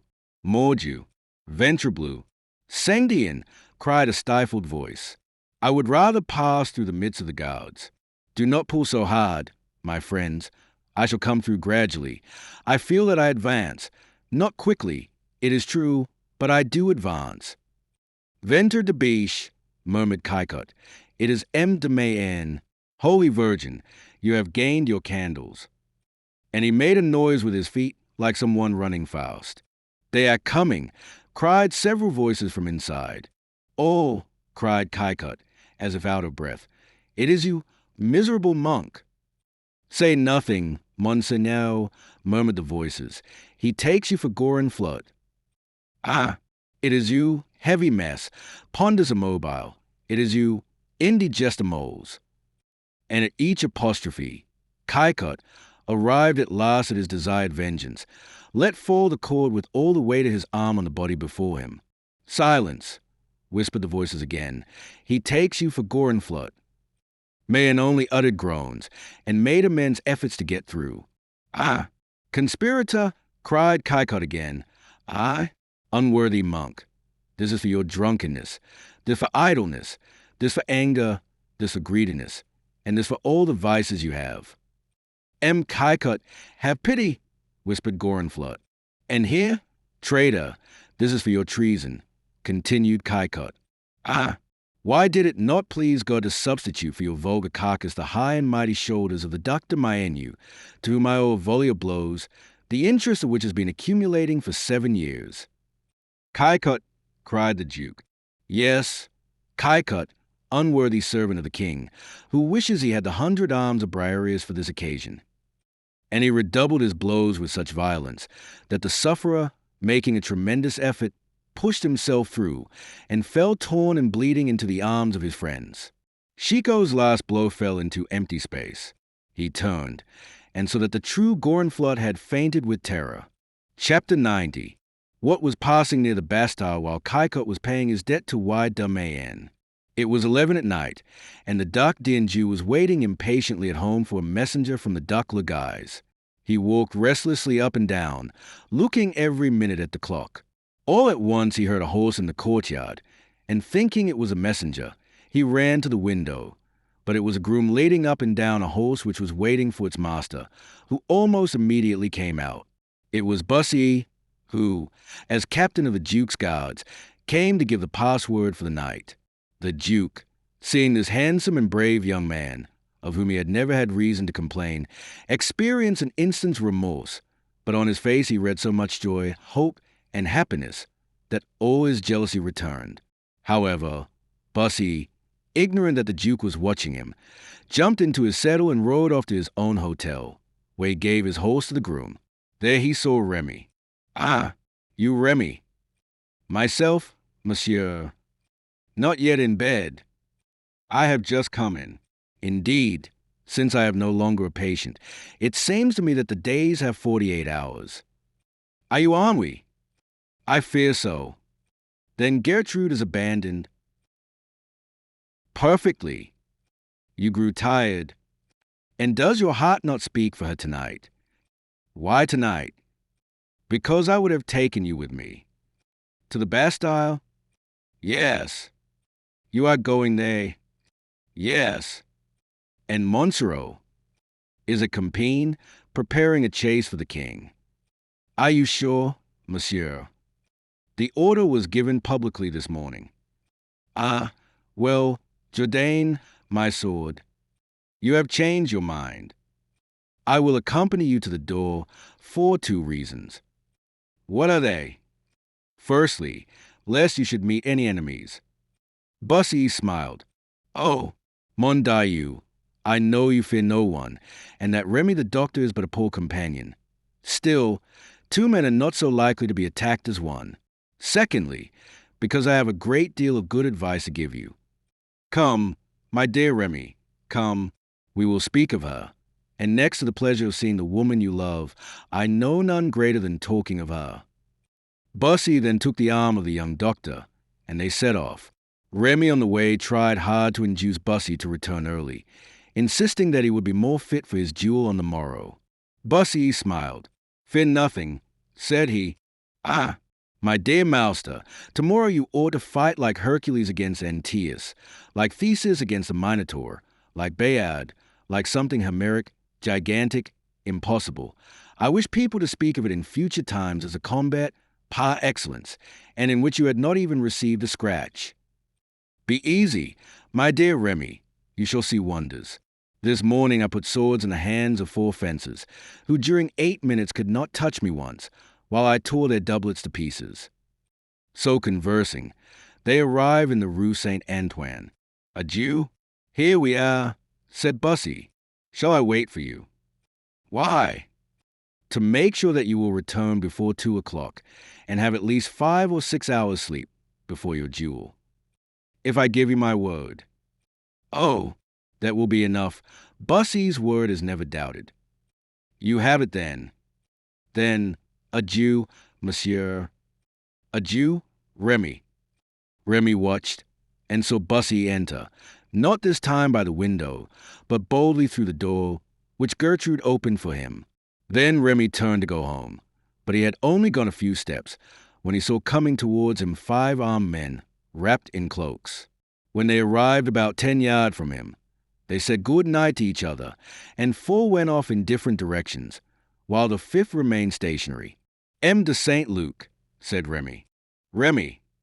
"Remy, in person. Is it an indiscretion to ask what your lordship does at this hour so far from the Louvre?" "Ma voix, I am examining, by the king's order, the physiognomy of the city. He said to me, 'Street Luc, walk about the streets of Paris, and if you hear anyone say I have abdicated, contradict him.' And have you heard it?" "No way. And as it is just midnight, and I have met no one but M. de Monsoreau, I have dismissed my friends, and am about to return." "M. de Monsoreau?" "Yes." "You met him?" "With a troop of armed men, 10 or 12 at least." "Impossible." "Why so?" "He ought to be at Compiègne." "He ought to be, but he is not." "But the king's order." "Bah! Who obeys the king?" "Did he know you?" "I believe so." "You were but 5." "My 4 friends and I." "And he did not attack you?" "On the contrary, he avoided me, which astonished me, as on seeing him, I expected a terrible battle." "Where was he going?" "To the Rue de la Tixanderie." "Ah, mon Dieu!" "What?" "M. de Saint Luc, a great misfortune is about to happen." "To whom?" "To M. de Bussy." "Bussy? Speak, Remy, I am his friend, you know. Oh, M. de Bussy thought him a compine. Well, and, profiting by his absence, is with Madame de Monsoreau. Ah, do you not see? He has had suspicions, and has feigned to depart that he might appear unexpectedly. Ah, it is the Duc d'Anjou's doing, I believe. Have you good lungs? Remy, coal blue, like a blacksmith's bellows. Well, let us run. You know the house. Yes, go on then. And the young men set off like hunted deer. Is he much in advance of us? Said Remy. About a quarter of an hour. If we do but arrive in time. Chapter 91. The Assassination. Bussy, himself without disquietude or hesitation, had been received by Diana without fear, for she believed herself sure of the absence of M. de Monsoreau. Never had this beautiful woman been more beautiful, nor Bussy more happy. She was moved, however, by fears for the morrow's combat, now so near, and she repeated to him, again and again, the anxiety she felt about it, and questioned him as to the arrangements he had made for flight. To conquer was not all. There was afterwards a king's anger to avoid, for it was not probable that he would ever pardon the death or defeat of his favorites. And then, said she, are you not acknowledged to be the bravest man in France? Why make it a point of honor to augment your glory? You are already superior to other men, and you do not wish to please any other woman but me, Louis. Therefore, guard your life, or rather, for I think there is not a man in France capable of killing you. Louis, I should say, take care of wounds, for you may be wounded. Indeed, it was through a wound received in fighting with these same men that I first made your acquaintance. Make yourself easy, said Bussy, smiling. I will take care of my face. I shall not be disfigured. Oh, take care of yourself altogether. Think of the grief you would experience if you saw me brought home wounded and bleeding, and that I should feel the same grief on seeing your blood. Be prudent, my too courageous hero. That is all I ask. Act like the Roman of whom you read to me the other day. Let your friends fight, aid the one who needs it most. But if two men attack you, fly. You can turn, like Horatius, and kill them one after another. Yes, my dear Diana. Oh, you reply without hearing me. Louis, you look at me and do not listen. But I see you, and you are beautiful. Do not think of my beauty just now. Mon Dieu, it is your life I am speaking of. Stay, I will tell you something that will make you more prudent. I shall have the courage to witness this duel. You? I shall be there. Impossible, Diana. No, listen. There's, in the room next to this, a window looking into a little court, but with a side view of the Tonnelles. Yes, I remember, the window from which I threw crumbs to the birds the other day. From there I can have a view of the ground. Therefore, above all things, take care to stand so that I can see you. You will know that I am there, but do not look at me, lest your enemy should profit by it, and kill me while I had my eyes fixed upon you. If I had to choose my death, Diana, that is the one I should prefer. Yes, but now you are not to die, but live. And I will live. Therefore tranquilize yourself, Diana. Besides, I am well seconded. You do not know my friends. Entraigues uses his sword as well as I do. Riberac is so steady on the ground that his eyes and his arm alone seem to be alive. And Livarot is as active as a tiger. Believe me, Diana, I wish there were more danger, for there would be more honor. Well, I believe you, and I smile and hope, but listen and promise to obey me. Yes, if you do not tell me to leave. It is just what I am about to do. I appeal to your reason. Then you should not have made me mad. No nonsense, but obedience. That is the way to prove your love. Order, then. Dear friend, you want a long sleep. Go home. Not already. Yes, I am going to pray for you. Pray now, then. As he spoke, a pane of the window flew into pieces, then the window itself, and 3 armed men appeared on the balcony while a fourth was climbing over. This one had his face covered with a mask, and held in his right hand a sword, and in his left a pistol. Bussy remained paralyzed for a moment by the dreadful cry uttered by Diana at this sight. The masked man made a sign, and the three others advanced.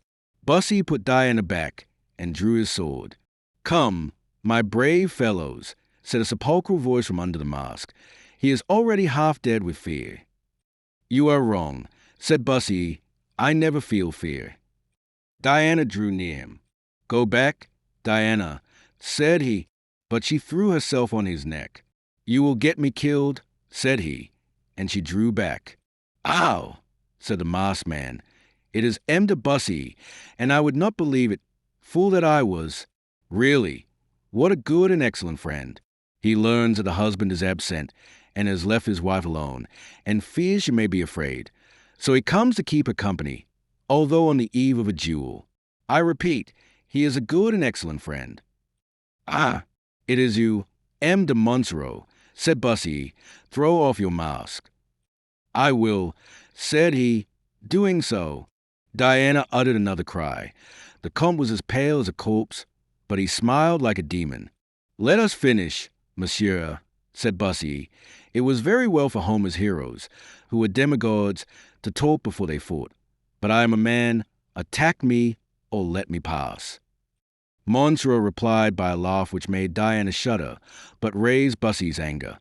"Let me pass," cried he. "Oh, oh." "Then draw and have done. I wish to go home, and I live far off." During this time 2 other men mounted into the balcony. "2 and 4 make 6, said Bussy. "Where are the others?" "Waiting at the door." Diana fell on her knees, and in spite of her efforts Bussy heard her sobs. "My dear Comte," said he, "you know I am a man of honor." "Yes, you are, and Madame is a faithful wife." "Good, monsieur, you are severe, but perhaps it is deserved. Only as I have a prior engagement with a gentleman, I beg to be allowed to retire tonight, and I pledge my word, you shall find me again when and where you will." Monsoreau shrugged his shoulders.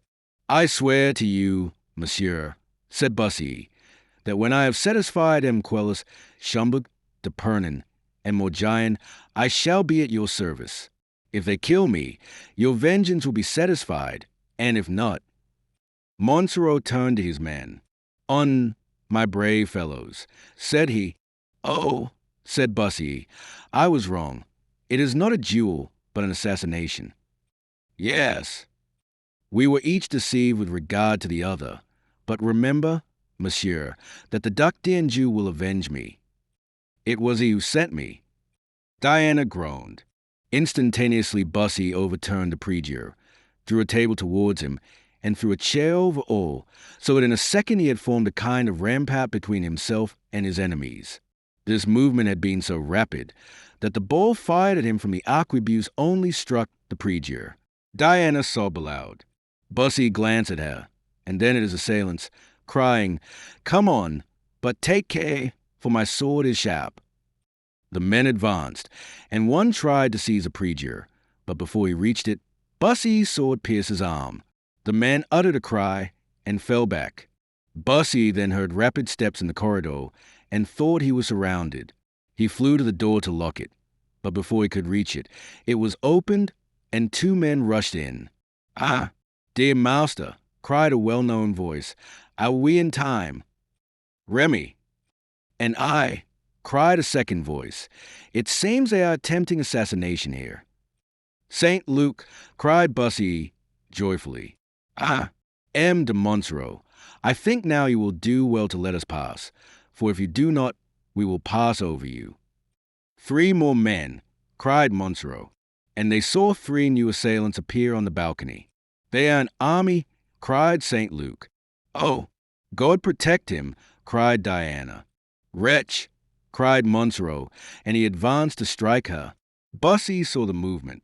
Agile as a tiger, he bounded on him and touched him in the throat, but the distance was too great. It was only a scratch. 5 or 6 men rushed on Bussy, but one fell beneath the sword of St. Luc. "Remy," cried Bussy, "carry away Diana." Monsoreau uttered a yell and snatched a pistol from one of the men. Remy hesitated. "But you," said he. "Away, away. I confide her to you." "Come, madam," said Remy. "Never. I will never leave him." Remy seized her in his arms. "Bussy, help me." "Bussy," cried Diana, for anyone who separated her from Bussy seemed an enemy to her. "Go," cried Bussy. "I will rejoin you." At this moment Monsoreau fired, and Bussy saw Remy totter, and then fall, dragging Diana with him. Bussy uttered a cry and turned. "It is nothing, master," said Remy. "It was I who received the ball. She is safe." As Bussy turned, 3 men threw themselves on him. St. Luc rushed forward, and one of them fell. The 2 others drew back. "St. Luc," cried Bussy, "by her you love, save Diana." "But you?" "I am a man." St. Luc rushed to Diana, seized her in his arms, and disappeared through the door. "Hey, my men!" from the staircase, shouted Monsoreau. "Ah, coward!" cried Bussy. Monsoreau retreated behind his men. Bussy gave a backstroke and a thrust. With the first he cleft open a head, and with the second pierced a breast. "That clears," cried he. "Fly, master," cried Remy.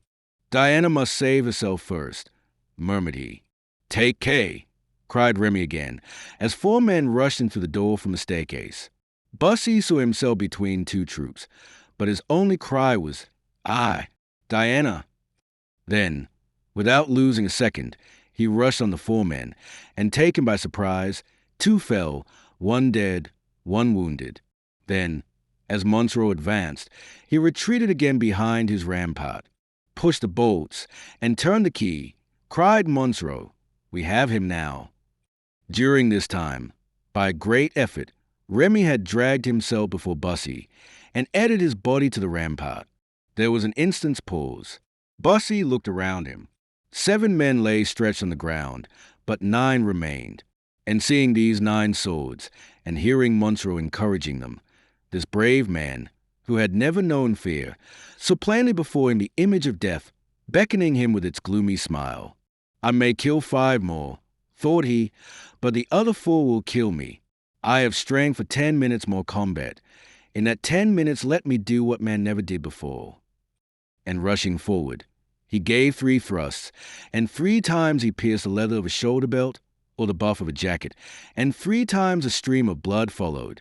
During this time he had parried 20 blows with his left arm, and his cloak, which he had wrapped round it, was hacked to pieces. The men changed their tactics. Seeing 2 of their number fall and 1 retire, they renounced the sword, and some tried to strike with the butt ends of their muskets, while others fired at him with pistols.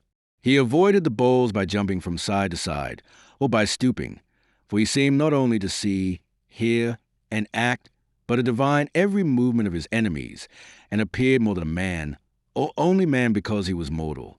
Then he thought that to kill Monsoreau would be the best way to end the combat, and sought him with his eyes among his assailants, but he stood in the background, loading the pistols for his men. However, Bussy rushed forward, and found himself face to face with him. He, who held a loaded pistol, fired, and the ball, striking Bussy's sword, broke it off 6 inches from the handle. "Disarmed!" cried Monsoreau.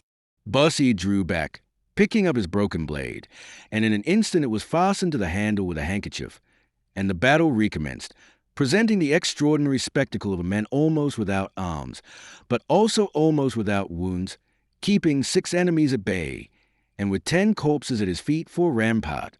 When the fight began again, Monsoreau commenced to draw away the bodies, lest Bussy should snatch a sword from one of them. Bussy was surrounded. The blade of his sword bent and shook in his hand, and fatigue began to render his arm heavy, when suddenly one of the bodies, raising itself, pushed a rapier into his hand. It was Remy's last act of devotion. Bussy uttered a cry of joy and threw away his broken sword. At the same moment Monsoreau fired at Remy, and the ball entered his brain.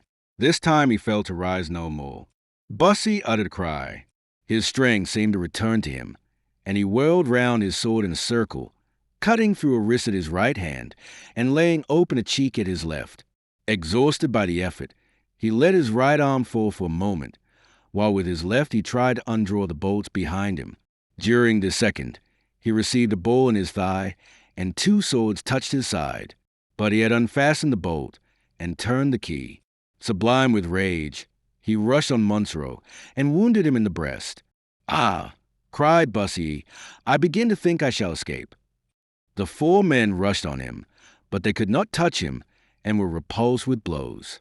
Monsoreau approached him twice more, and twice more was wounded. But 3 men seized hold of the handle of his sword and tore it from him. He seized a stool of carved wood and struck 3 blows with it and knocked down 2 men. But it broke on the shoulder of the 3rd, who sent his dagger into Bussy's breast. Bussy seized him by the wrist, forced the dagger from him, and stabbed him to the heart. The last man jumped out of the window. Bussy made 2 steps to follow him, but Monsoreau, raising himself from the floor, where he was lying, wounded him in the leg with his dagger. The young man seized a sword which lay near, and plunged it so vigorously into his breast that he pinned him to the floor. "Ah!" cried Bussy, "I do not know if I shall live, but at least I shall have seen you die." Bussy dragged himself to the corridor, his wounds bleeding fearfully. He threw a last glance behind him. The moon was shining brilliantly, and its light penetrated this room inundated with blood, and illuminated the walls pierced by balls, and hacked by blows, and lighted up the pale faces of the dead, which even then seemed to preserve the fierce look of assassins. Bussy, at the sight of this field of battle, peopled by him with slain, nearly dying as he was, experienced a feeling of pride. As he had intended, he had done what no man had done before him. There now remained to him only to fly. But all was not over for the unfortunate young man. On arriving on the staircase, he saw arms shine in the courtyard. Someone fired, and the ball pierced his shoulder. The court being guarded, he thought of the little window where Diana had said she would sit to see the combat, and as quickly as he could he dragged himself there, and locked the door behind him. Then he mounted the window with great difficulty, and measured the distance with his eyes, wondering if he could jump to the other side. "Oh, I shall never have the strength," cried he. But at that moment he heard steps coming up the staircase. It was the 2nd troop mounting. He collected all his strength and made a spring, but his foot slipped and he fell on the iron spikes, which caught his clothes, and he hung suspended. He thought of his only friend. "St. Luke," cried he, "help, St. Luke." "Ah, it is you, M. de Bussy," answered a voice from behind some trees. Bussy shuddered, for it was not the voice of St. Luke. "St. Luke," cried he again, "come to me. Diana is safe. I have killed Monsoreau." "Ah, Monsoreau is killed?" said the same voice. "Yes." Then Bussy saw 2 men come out from behind the trees. "Gentlemen," cried he, "in heaven's name, help an unfortunate nobleman, who may still escape if you aid him." "What do you say, Monseigneur?" said one. "Imprudent," said the other. "Monseigneur," cried Bussy, who heard the conversation, "deliver me, and I will pardon you for betraying me." "Do you hear?" said the Duke. "What do you order?" "That you deliver him from his sufferings," said he, with a kind of laugh. Bussy turned his head to look at the man who laughed at such a time, and at the same instant an arquebuse was discharged into his breast. "Cursed assassin!" "Oh, Diana!" murmured he, and fell back dead. "Is he dead?" cried several men who, after forcing the door, appeared at the windows. "Yes," said Orally. "But fly. Remember that His Highness the Duc d'Anjou was a friend and protector of M. de Bussy." The men instantly made off, and when the sound of their steps was lost, the Duke said, "Now, Orally, go up into the room and throw out of the window the body of Monsoreau." Orally obeyed, and the blood fell over the clothes of the Duke, who, however, raised the coat of the dead man and drew out the paper which he had signed. "This is all I wanted," said he, "so now let us go." "And Diana?" "Ma voi, I care no more for her. Untie her and St. Luke, and let them go." Orally disappeared. "I shall not be king of France," murmured the Duke, "but At all events, I shall not be beheaded for high treason. Chapter 92. How Brother Gorenflot found himself more than ever between a gallows and an abbey. The guard placed to catch the conspirators got none of them. They all escaped, as we have seen. Therefore, when Krillin at last broke open the door, he found the place deserted and empty. In vain they opened doors and windows. In vain the king cried, "Kaikot!" No one answered. "Can they have killed him?" said he. "Mordieu, if they have, they shall pay for it." Kaikot did not reply, because he was occupied in beating M. de Mayenne, which gave him so much pleasure that he neither heard nor saw what was passing.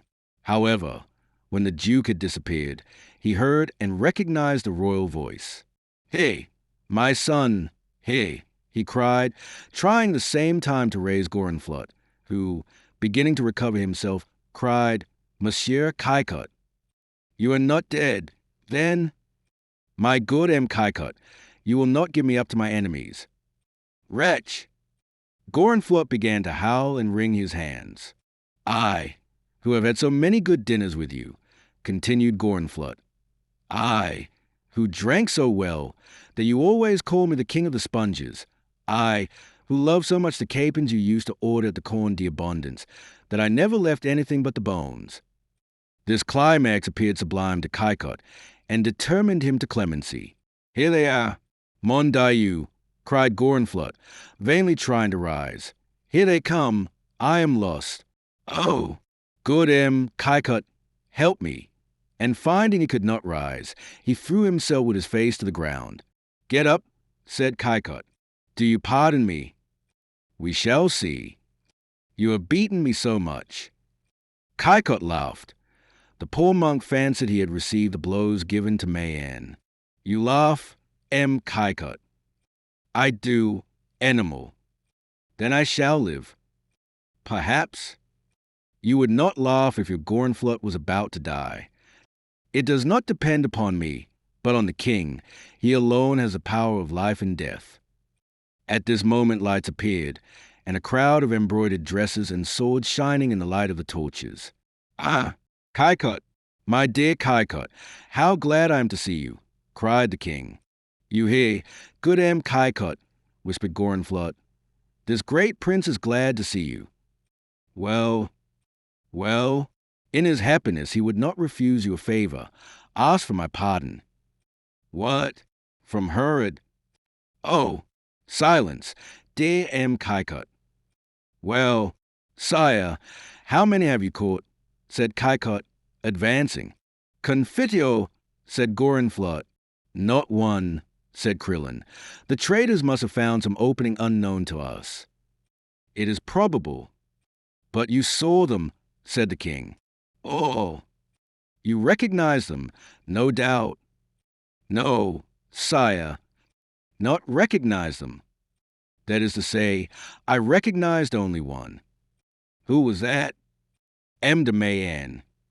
"M. de Mayenne, to whom you owed." "Yes, sire, we are quits." "Ah, tell me about that, Kaikot." "Afterwards, my son. Now let us think of the present." "Confitio," repeated Gorenflot. "Ah, you have made a prisoner," said Krillin, laying his large hand on the monk's shoulder.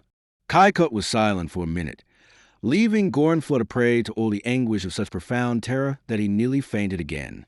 At last Kaikot said, "Sire, look well at this monk." "The preacher Gorenflot," cried Henri. "Confitio, confitio," repeated he. "Himself," said Kaikot. "He who?" "Just so," interrupted Kaikot. "Ah, ah." Gorenflot shook with terror, for he heard the sounds of swords clashing. "Wait," said Kaikot. "The king must know all." And, taking him aside, "My son," said he, "thank God for having permitted this holy man to be born 35 years ago, for it is he who has saved us all." "How so?" "It was he who recounted to me the whole plot, from the Alpha to the Omega.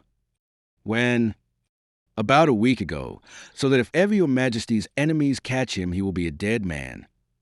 Gorenflot heard only the last words, "a dead man," and he covered his face with his hands.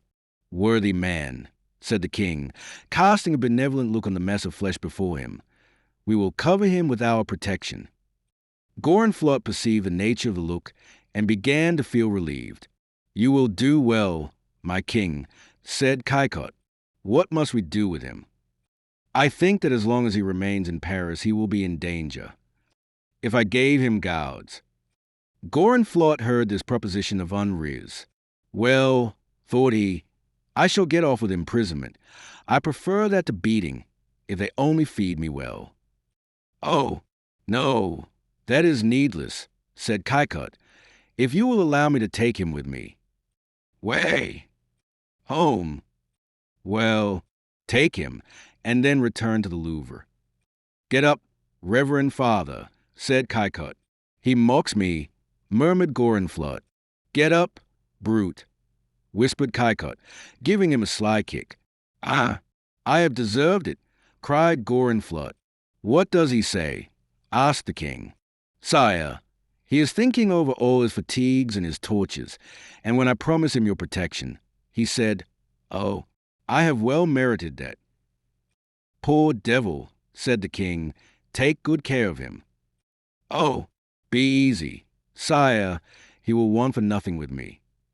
Oh, Caicot, dear Caicot, cried Gorenflot, where am I to be taken to? You will know soon. Meanwhile, monster of iniquity, thank his majesty. What for? Thank him, I tell you. Sire, stammered Gorenflot, since your gracious majesty. Yes, interrupted Henri, I know all you did for me in your journey from Lyons on the evening of the League and again today. Be easy, you shall be recompensed according to your merits. Gorenflot sighed. Where's Panurge? Said Caicot. In the stable, poor beast. Well, go and fetch him and return to me. Yes, Caicot. And the monk went away as fast as he could, much astonished not to be followed by guards. Now, my son, said Caicot, keep 20 men for your own escort, and send 10 with Crillon to the Hotel d'Anjou and let them bring your brother here. Why? That he may not escape a second time. Did my brother... Have you repented following my advice today? No, parle mordieu. Then do what I tell you. Henri gave the order to Crillon, who set off at once. And you? Said Henri. Oh, I am waiting for my saint. And you will rejoin me at the Louvre. In an hour, go, my son. Henri went, and Caicot, proceeding to the stables, met Gorenflot coming out on his ass.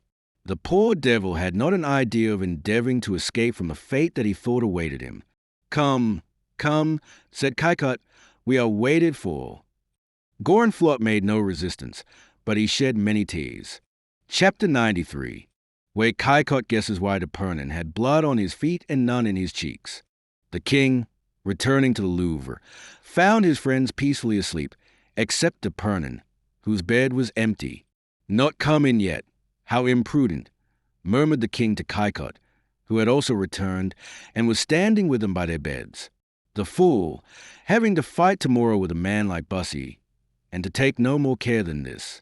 Let them seek D'Epernon, said he, going out of the room and speaking to an usher. D'Epernon is just coming in, sire, replied the man.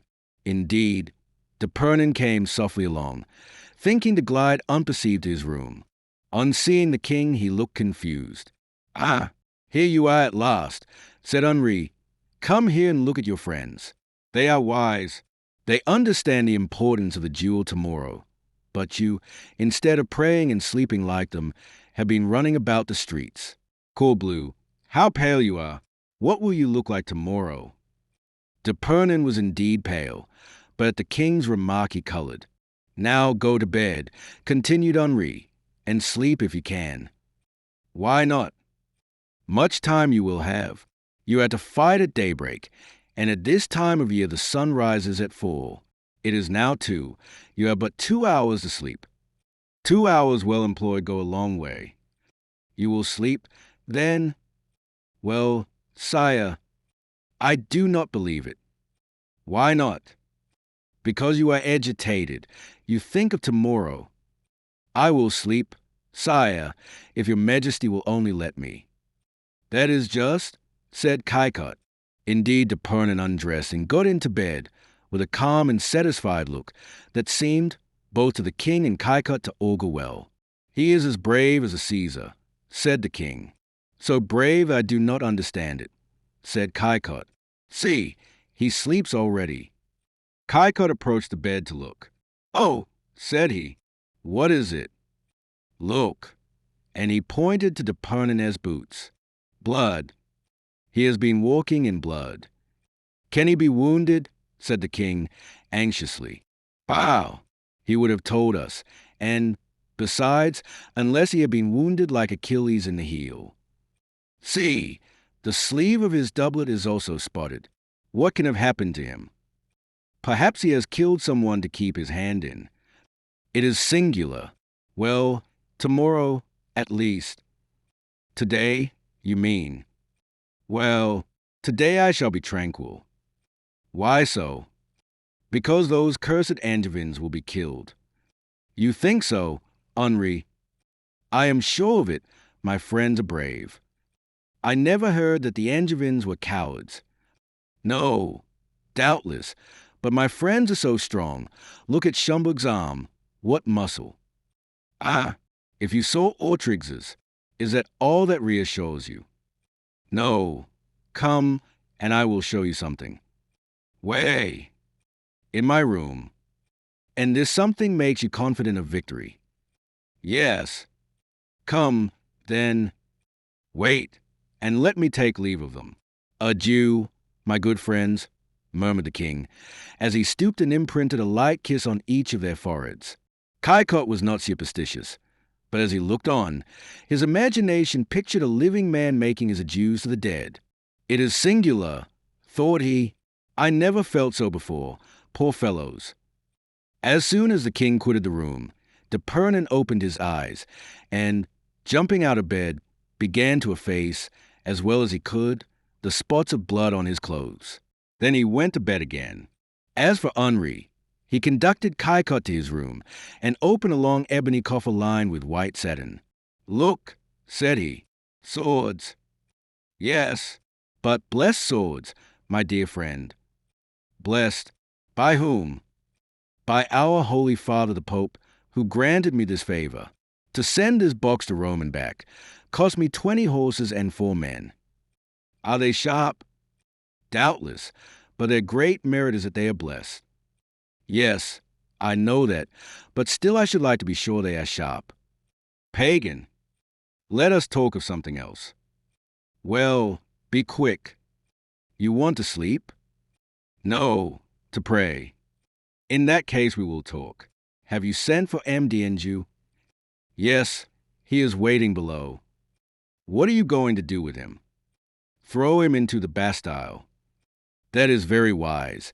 Only choose a dungeon that is deep and safe, such, for example, as those which were occupied by the Constable de St. Paul or Armagnac.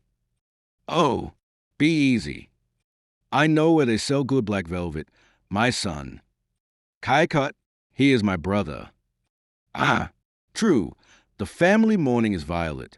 Shall you speak to him? Yes, certainly, if only to show him that his plots are discovered. Do you disapprove? In your place, I should cut short the conversation and double the imprisonment. Let them bring here the Duc d'Anjou, said the king. A minute after the duke entered, very pale and disarmed. Crillon followed him. Where did you find him? Asked the king.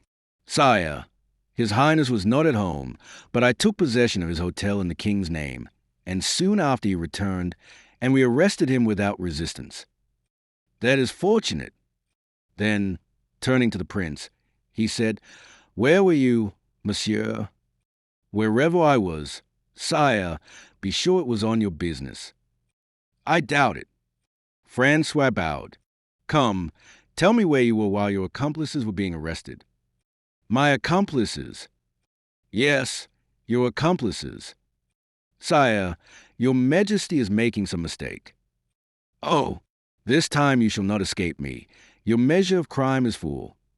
Sire, be moderate. There is certainly someone who slanders me to you. Wretch, you shall die of hunger in a cell of the Bastille. I bow to your orders, whatever they may be. Hypocrite, but where were you? Sire, I was serving your majesty and working for the glory and tranquility of your reign. Really, your audacity is great. Bah, said Kaikut. Tell us about it, my prince. It must be curious.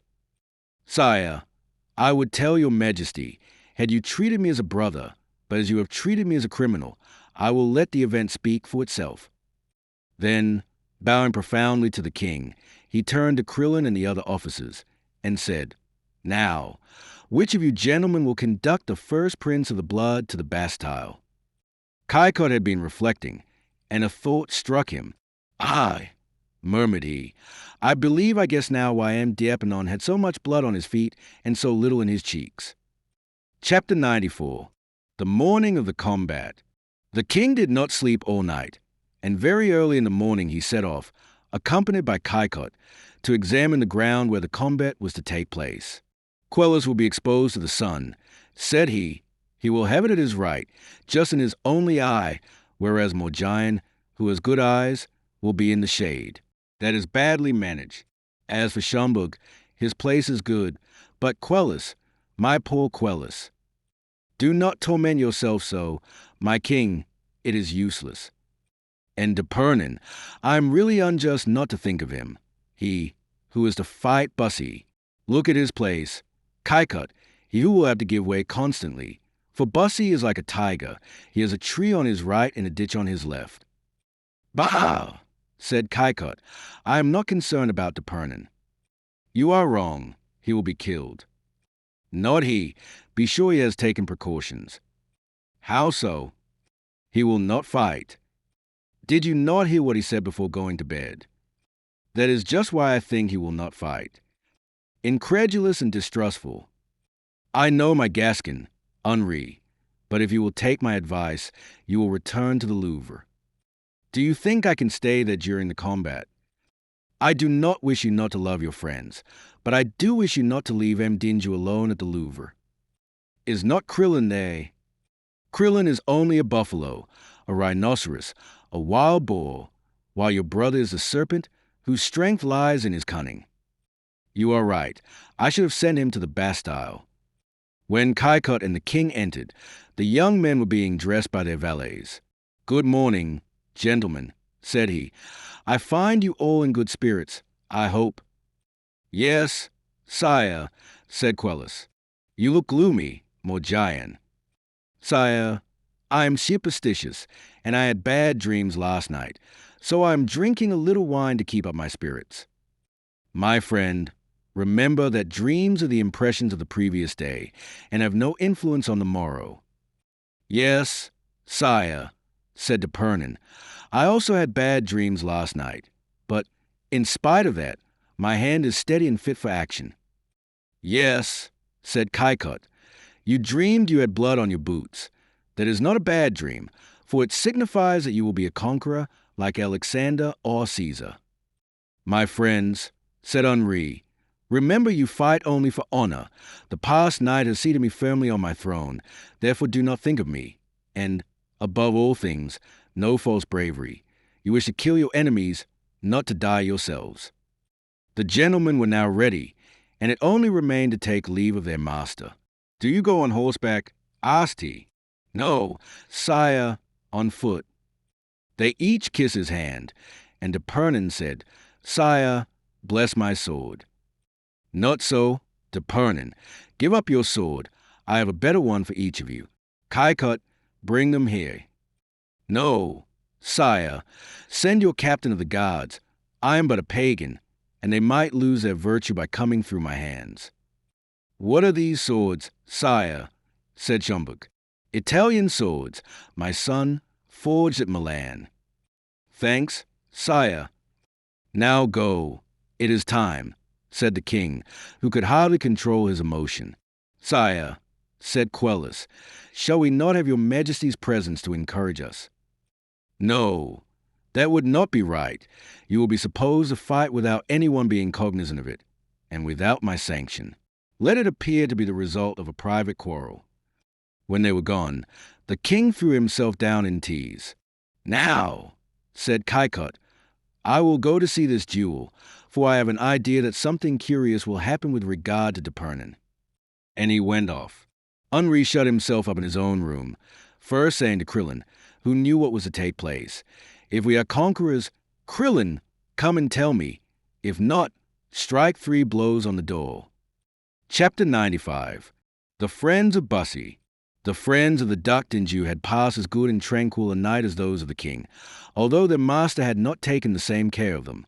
After a good supper, they had all retired to sleep at Entraigues' house, which was nearest the field of battle. Entraigues, before supper, had gone to take leave of a little milliner whom he adored. Riberac had written to his mother, and Livarot had made his will. They were up early in the morning, and dressed themselves in red breeches and socks, that their enemies might not see their blood, and they had doublets of grey silk. They wore shoes without heels, and their pages carried their swords, that their arms might not be fatigued. The weather was splendid for love, war, or walking, and the sun gilded the roofs, on which the night dew was sparkling. The streets were dry, and the air delightful. Before leaving the house, the young man had sent to the Hotel Dinju to inquire for Bussy, and had received a reply that he had gone out the evening before and had not yet returned. Oh, said Entraigues, I know where he is. The king ordered a grand chase at Campine, and M. de Monsoreau was to set off yesterday. It is all right, gentlemen. He is nearer the ground than we are, and may be there before us. We will call for him in passing. The streets were empty as they went along. No one was to be seen except peasants coming from Montreux or Vincennes, with milk or vegetables. The young men went on in silence until they reached the Rue Saint-Antoine. Then, with a smile, they glanced at Monsoreau's house. One could see well from there, and I am sure poor Diana will be more than once at the window, said Entraigues. I think she must be there already, said Riberac, for the window is open. True, but what can be the meaning of that ladder before it? It is odd. We are not the only ones to wonder, said Livarot. See those peasants who are stopping their carts to look. The young men arrived under the balcony. M. de Monsoreau, they cried, do you intend to be present at our combat? If so, be quick, for we wish to arrive first. They waited, but no one answered. Did you put up that letter? Asked Entraigues of a man who was examining the ground. God forbid, replied he. Why so? Look up. Blood, cried Riberac. The door has been forced, said Entraigues, and seizing the letter, he was on the balcony in a moment. What is it? Cried the others, seeing him turn pale. A terrible cry was his only answer. Livarot mounted behind him. Corpses, death everywhere, cried he, and they both entered the room. It bore horrible traces of the terrible combat of the previous night. A river of blood flowed over the room, and the curtains were hanging in strips from sword cuts. Oh, poor Remy, cried Entraigues, suddenly. Dead. Yes. But a regiment of troopers must have passed through the room, cried Livarot. Then, seeing the door of the corridor open, and traces of blood indicating that one or more of the combatants had also passed through there, he followed it. Meanwhile, Entraigues went into the adjoining room. There also blood was everywhere, and this blood led to the window. He leaned out and looked into the little garden. The iron spike still held the livid corpse of the unhappy Bussy. At this sight, it was not a cry, but a yell that Entraigues uttered. Livarot ran to see what it was, and Riberac followed. Look, said Entraigues, Bussy dead. Bussy assassinated and thrown out of window. They ran down. It is he, cried Livarot. His wrist is cut. He has 2 balls in his breast. He is full of wounds. Ah, poor Bussy, we will have vengeance. Turning round, they came against the second corpse. Monsoreau, cried Livarot. What? Monsoreau also. Yes, pierced through and through. Ah, they have assassinated all our friends. And his wife? Madame de Monsoreau, cried intrigues, but no one answered. Bussy, poor Bussy. Yes, they wish to get rid of the most formidable of us all. It is cowardly. It is infamous. We will tell the Duke. No, said intrigues. Let us not charge anyone with the care of our vengeance. Look, my friends, at the noble face of the bravest of men. See his blood that teaches that he never left his vengeance to any other person. Bussy, we will act like you, and we will avenge you. Then, drawing his sword, he dipped it in Bussy's blood. Bussy, said he, I swear on your corpse that this blood shall be washed up by the blood of your enemies. Bussy, cried the others, we swear to kill them or die. No mercy, said intrigues, but we shall be but three. True, but we have assassinated no one, and God will strengthen the innocent. Adieu, Bussy. Adieu, Bussy, repeated the others, and they went out, pale but resolute, from that cursed house, around which a crowd had begun to collect. Arriving on the ground, they found their opponents waiting for them. Gentlemen, said Quelus, rising and bowing, we have had the honor of waiting for you. Excuse us, said intrigues, but we should have been here before you, but for one of our companions. M. de Bussy, said D'Epernon, I do not see him. Where is he? We can wait for him, said Schomburg. He will not come. All looked thunderstruck, but D'Epernon exclaimed, Ah, the brave man par excellence. Is he, then, afraid? That cannot be, said Quelus. You are right, monsieur, said Livarot. And why will he not come? Because he is dead. Dead, cried they all, but D'Epernon turned rather pale. And dead because he has been assassinated, said intrigues. Did you not know it, gentlemen? No, how should we? Besides, is it certain? Intrigues drew his sword.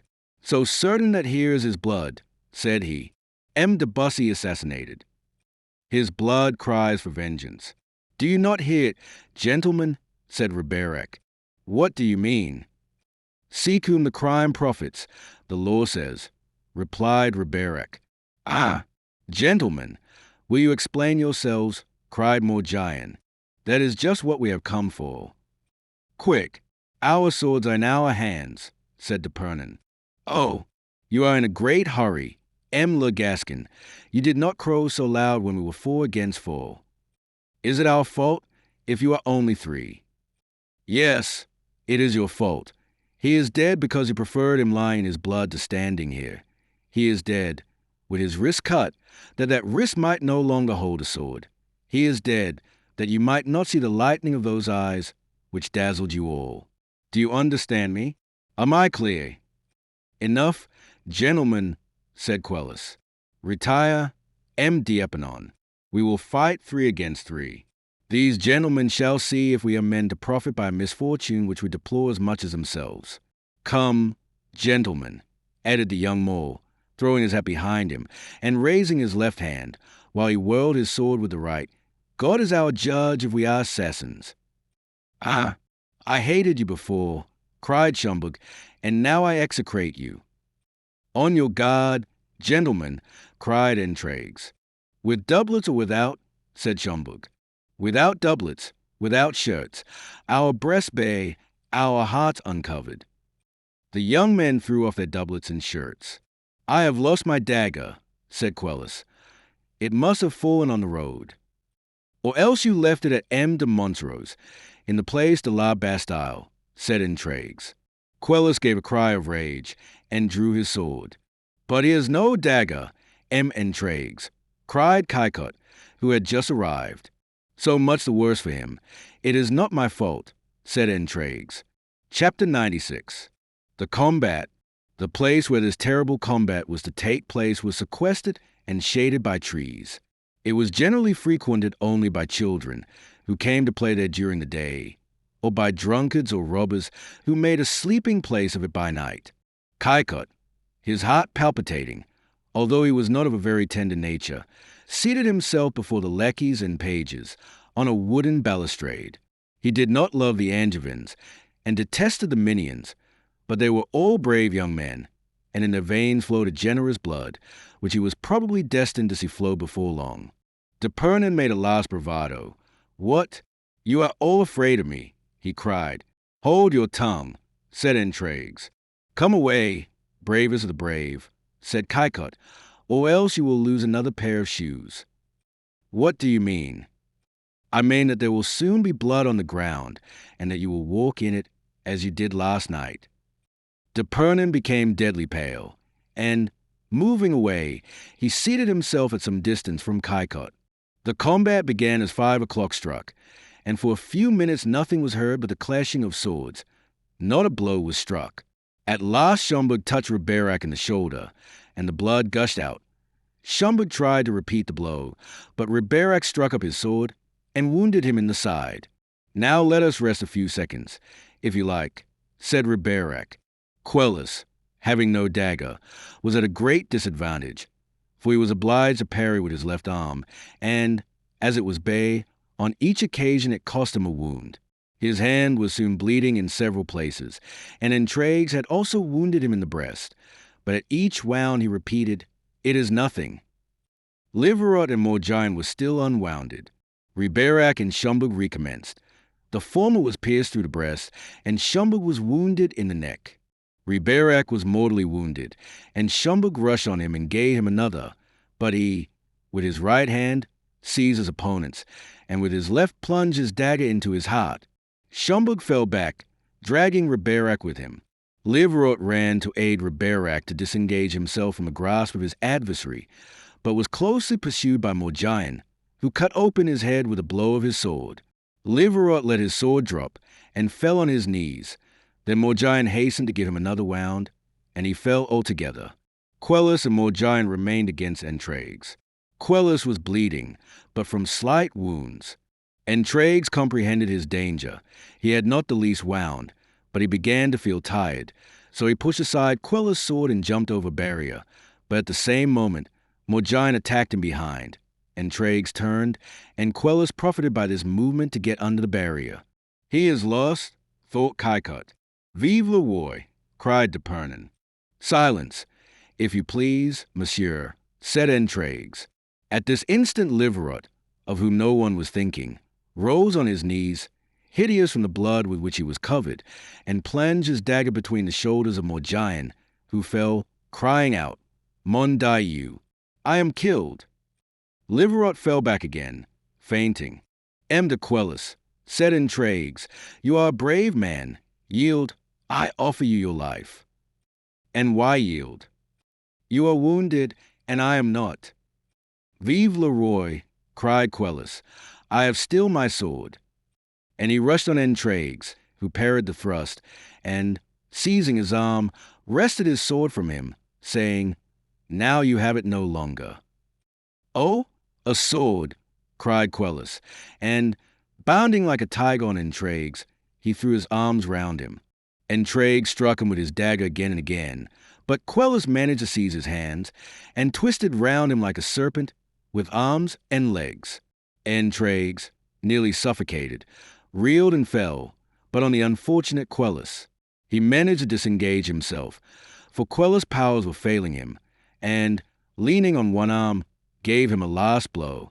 "Vive lo ah!" said Quelus, and that was all. The silence and terror of death reigned everywhere. Intrigues rose, covered with blood, but it was that of his enemy. Dupernon made the sign of the cross, and fled as if he were pursued by demons. Caicot ran and raised Quelus, whose blood was pouring out from 19 wounds. The movement roused him, and he opened his eyes. "Intrigues," said he, "on my honor, I am innocent of the death of Bussy." "Oh, I believe you, monsieur," cried Intrigues, much moved. "Fly," murmured Quelus. "The king will never forgive you." "I cannot abandon you thus, even to escape the scaffold." "Save yourself, young man," said Caicot. "Do not tempt Providence twice in one day." Intrigues approached Riberac, who still breathed. "Well," asked he. "We are victors," said Intrigues, in a low tone, not to offend Quelus. Thanks, said Riberac. Now go. And he feigned again. Intrigues picked up his own sword, which he had dropped, then that of Quelus, which he presented to him. A tear shone in the eyes of the dying man. We might have been friends, he murmured. Now fly, said Kaikot. You are worthy of being saved. And my companions? I will take care of them as of the king's friends. Intrigues wrapped himself in a cloak which his squire handed to him, so that no one might see the blood with which it was covered, and, leaving the dead and wounded, he disappeared through the Porte Saint-Antoine. Chapter 97. The end. The king, pale with anxiety, and shuddering at the slightest noise, employed himself in conjecturing, with the experience of a practiced man, the time that it would take for the antagonist to meet, and that the combat would last.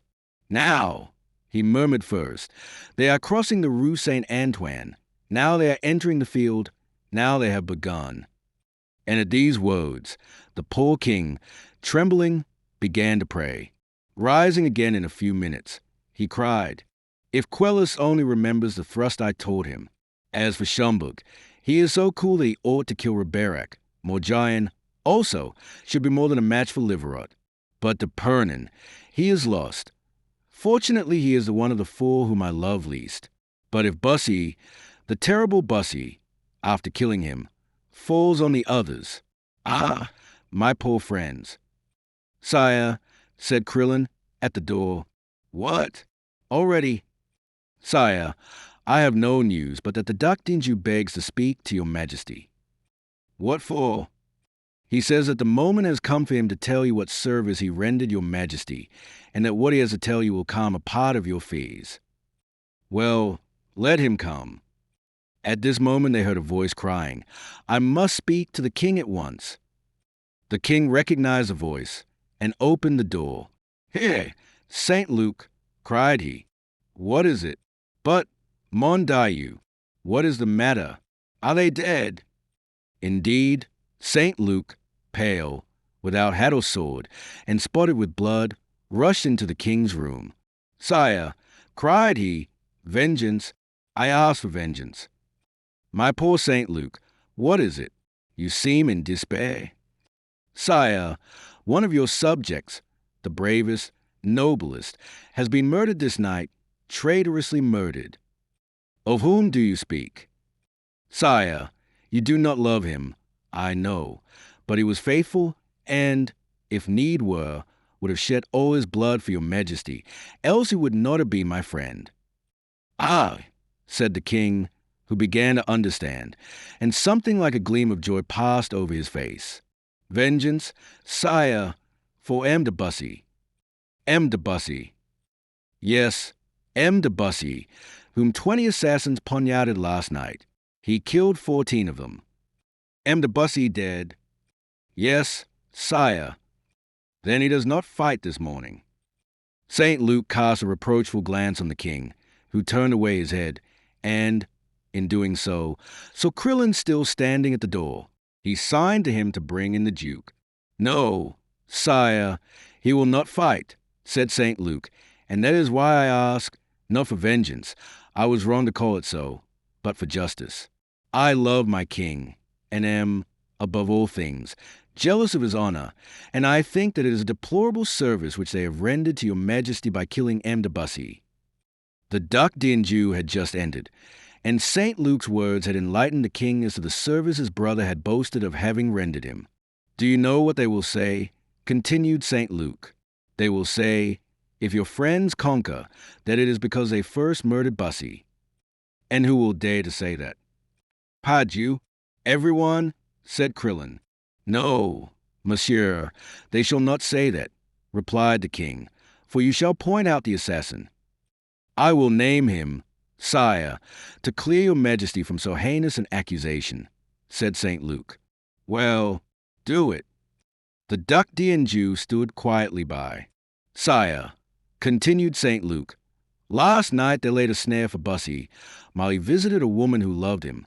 The husband, warned by a traitor, came to his house with a troop of assassins. They were everywhere, in the street, in the courtyard, even in the garden. In spite of his power over himself, the Duke grew pale at these last words. Bussy fought like a lion, sire, but numbers overwhelmed him, and he was killed, interrupted the king, and justly. I will certainly not revenge an adulterer. Sire, I have not finished my tale. The unhappy man, after having defended himself for more than half an hour in the room, after having triumphed over his enemies, escaped, bleeding, wounded, and mutilated. He only wanted someone to lend him a saving hand, which I would have done had I not been seized by his assassins and bound and gagged. Unfortunately, they forgot to take away my sight as well as my speech, for I saw two men approach the unlucky Bussy, who was hanging on the iron railings. I heard him entreat them for help, for in these two men he had the right to reckon on two friends. Well, sire, it is horrible to relate. It was still more horrible to see and hear. One ordered him to be shot, and the other obeyed.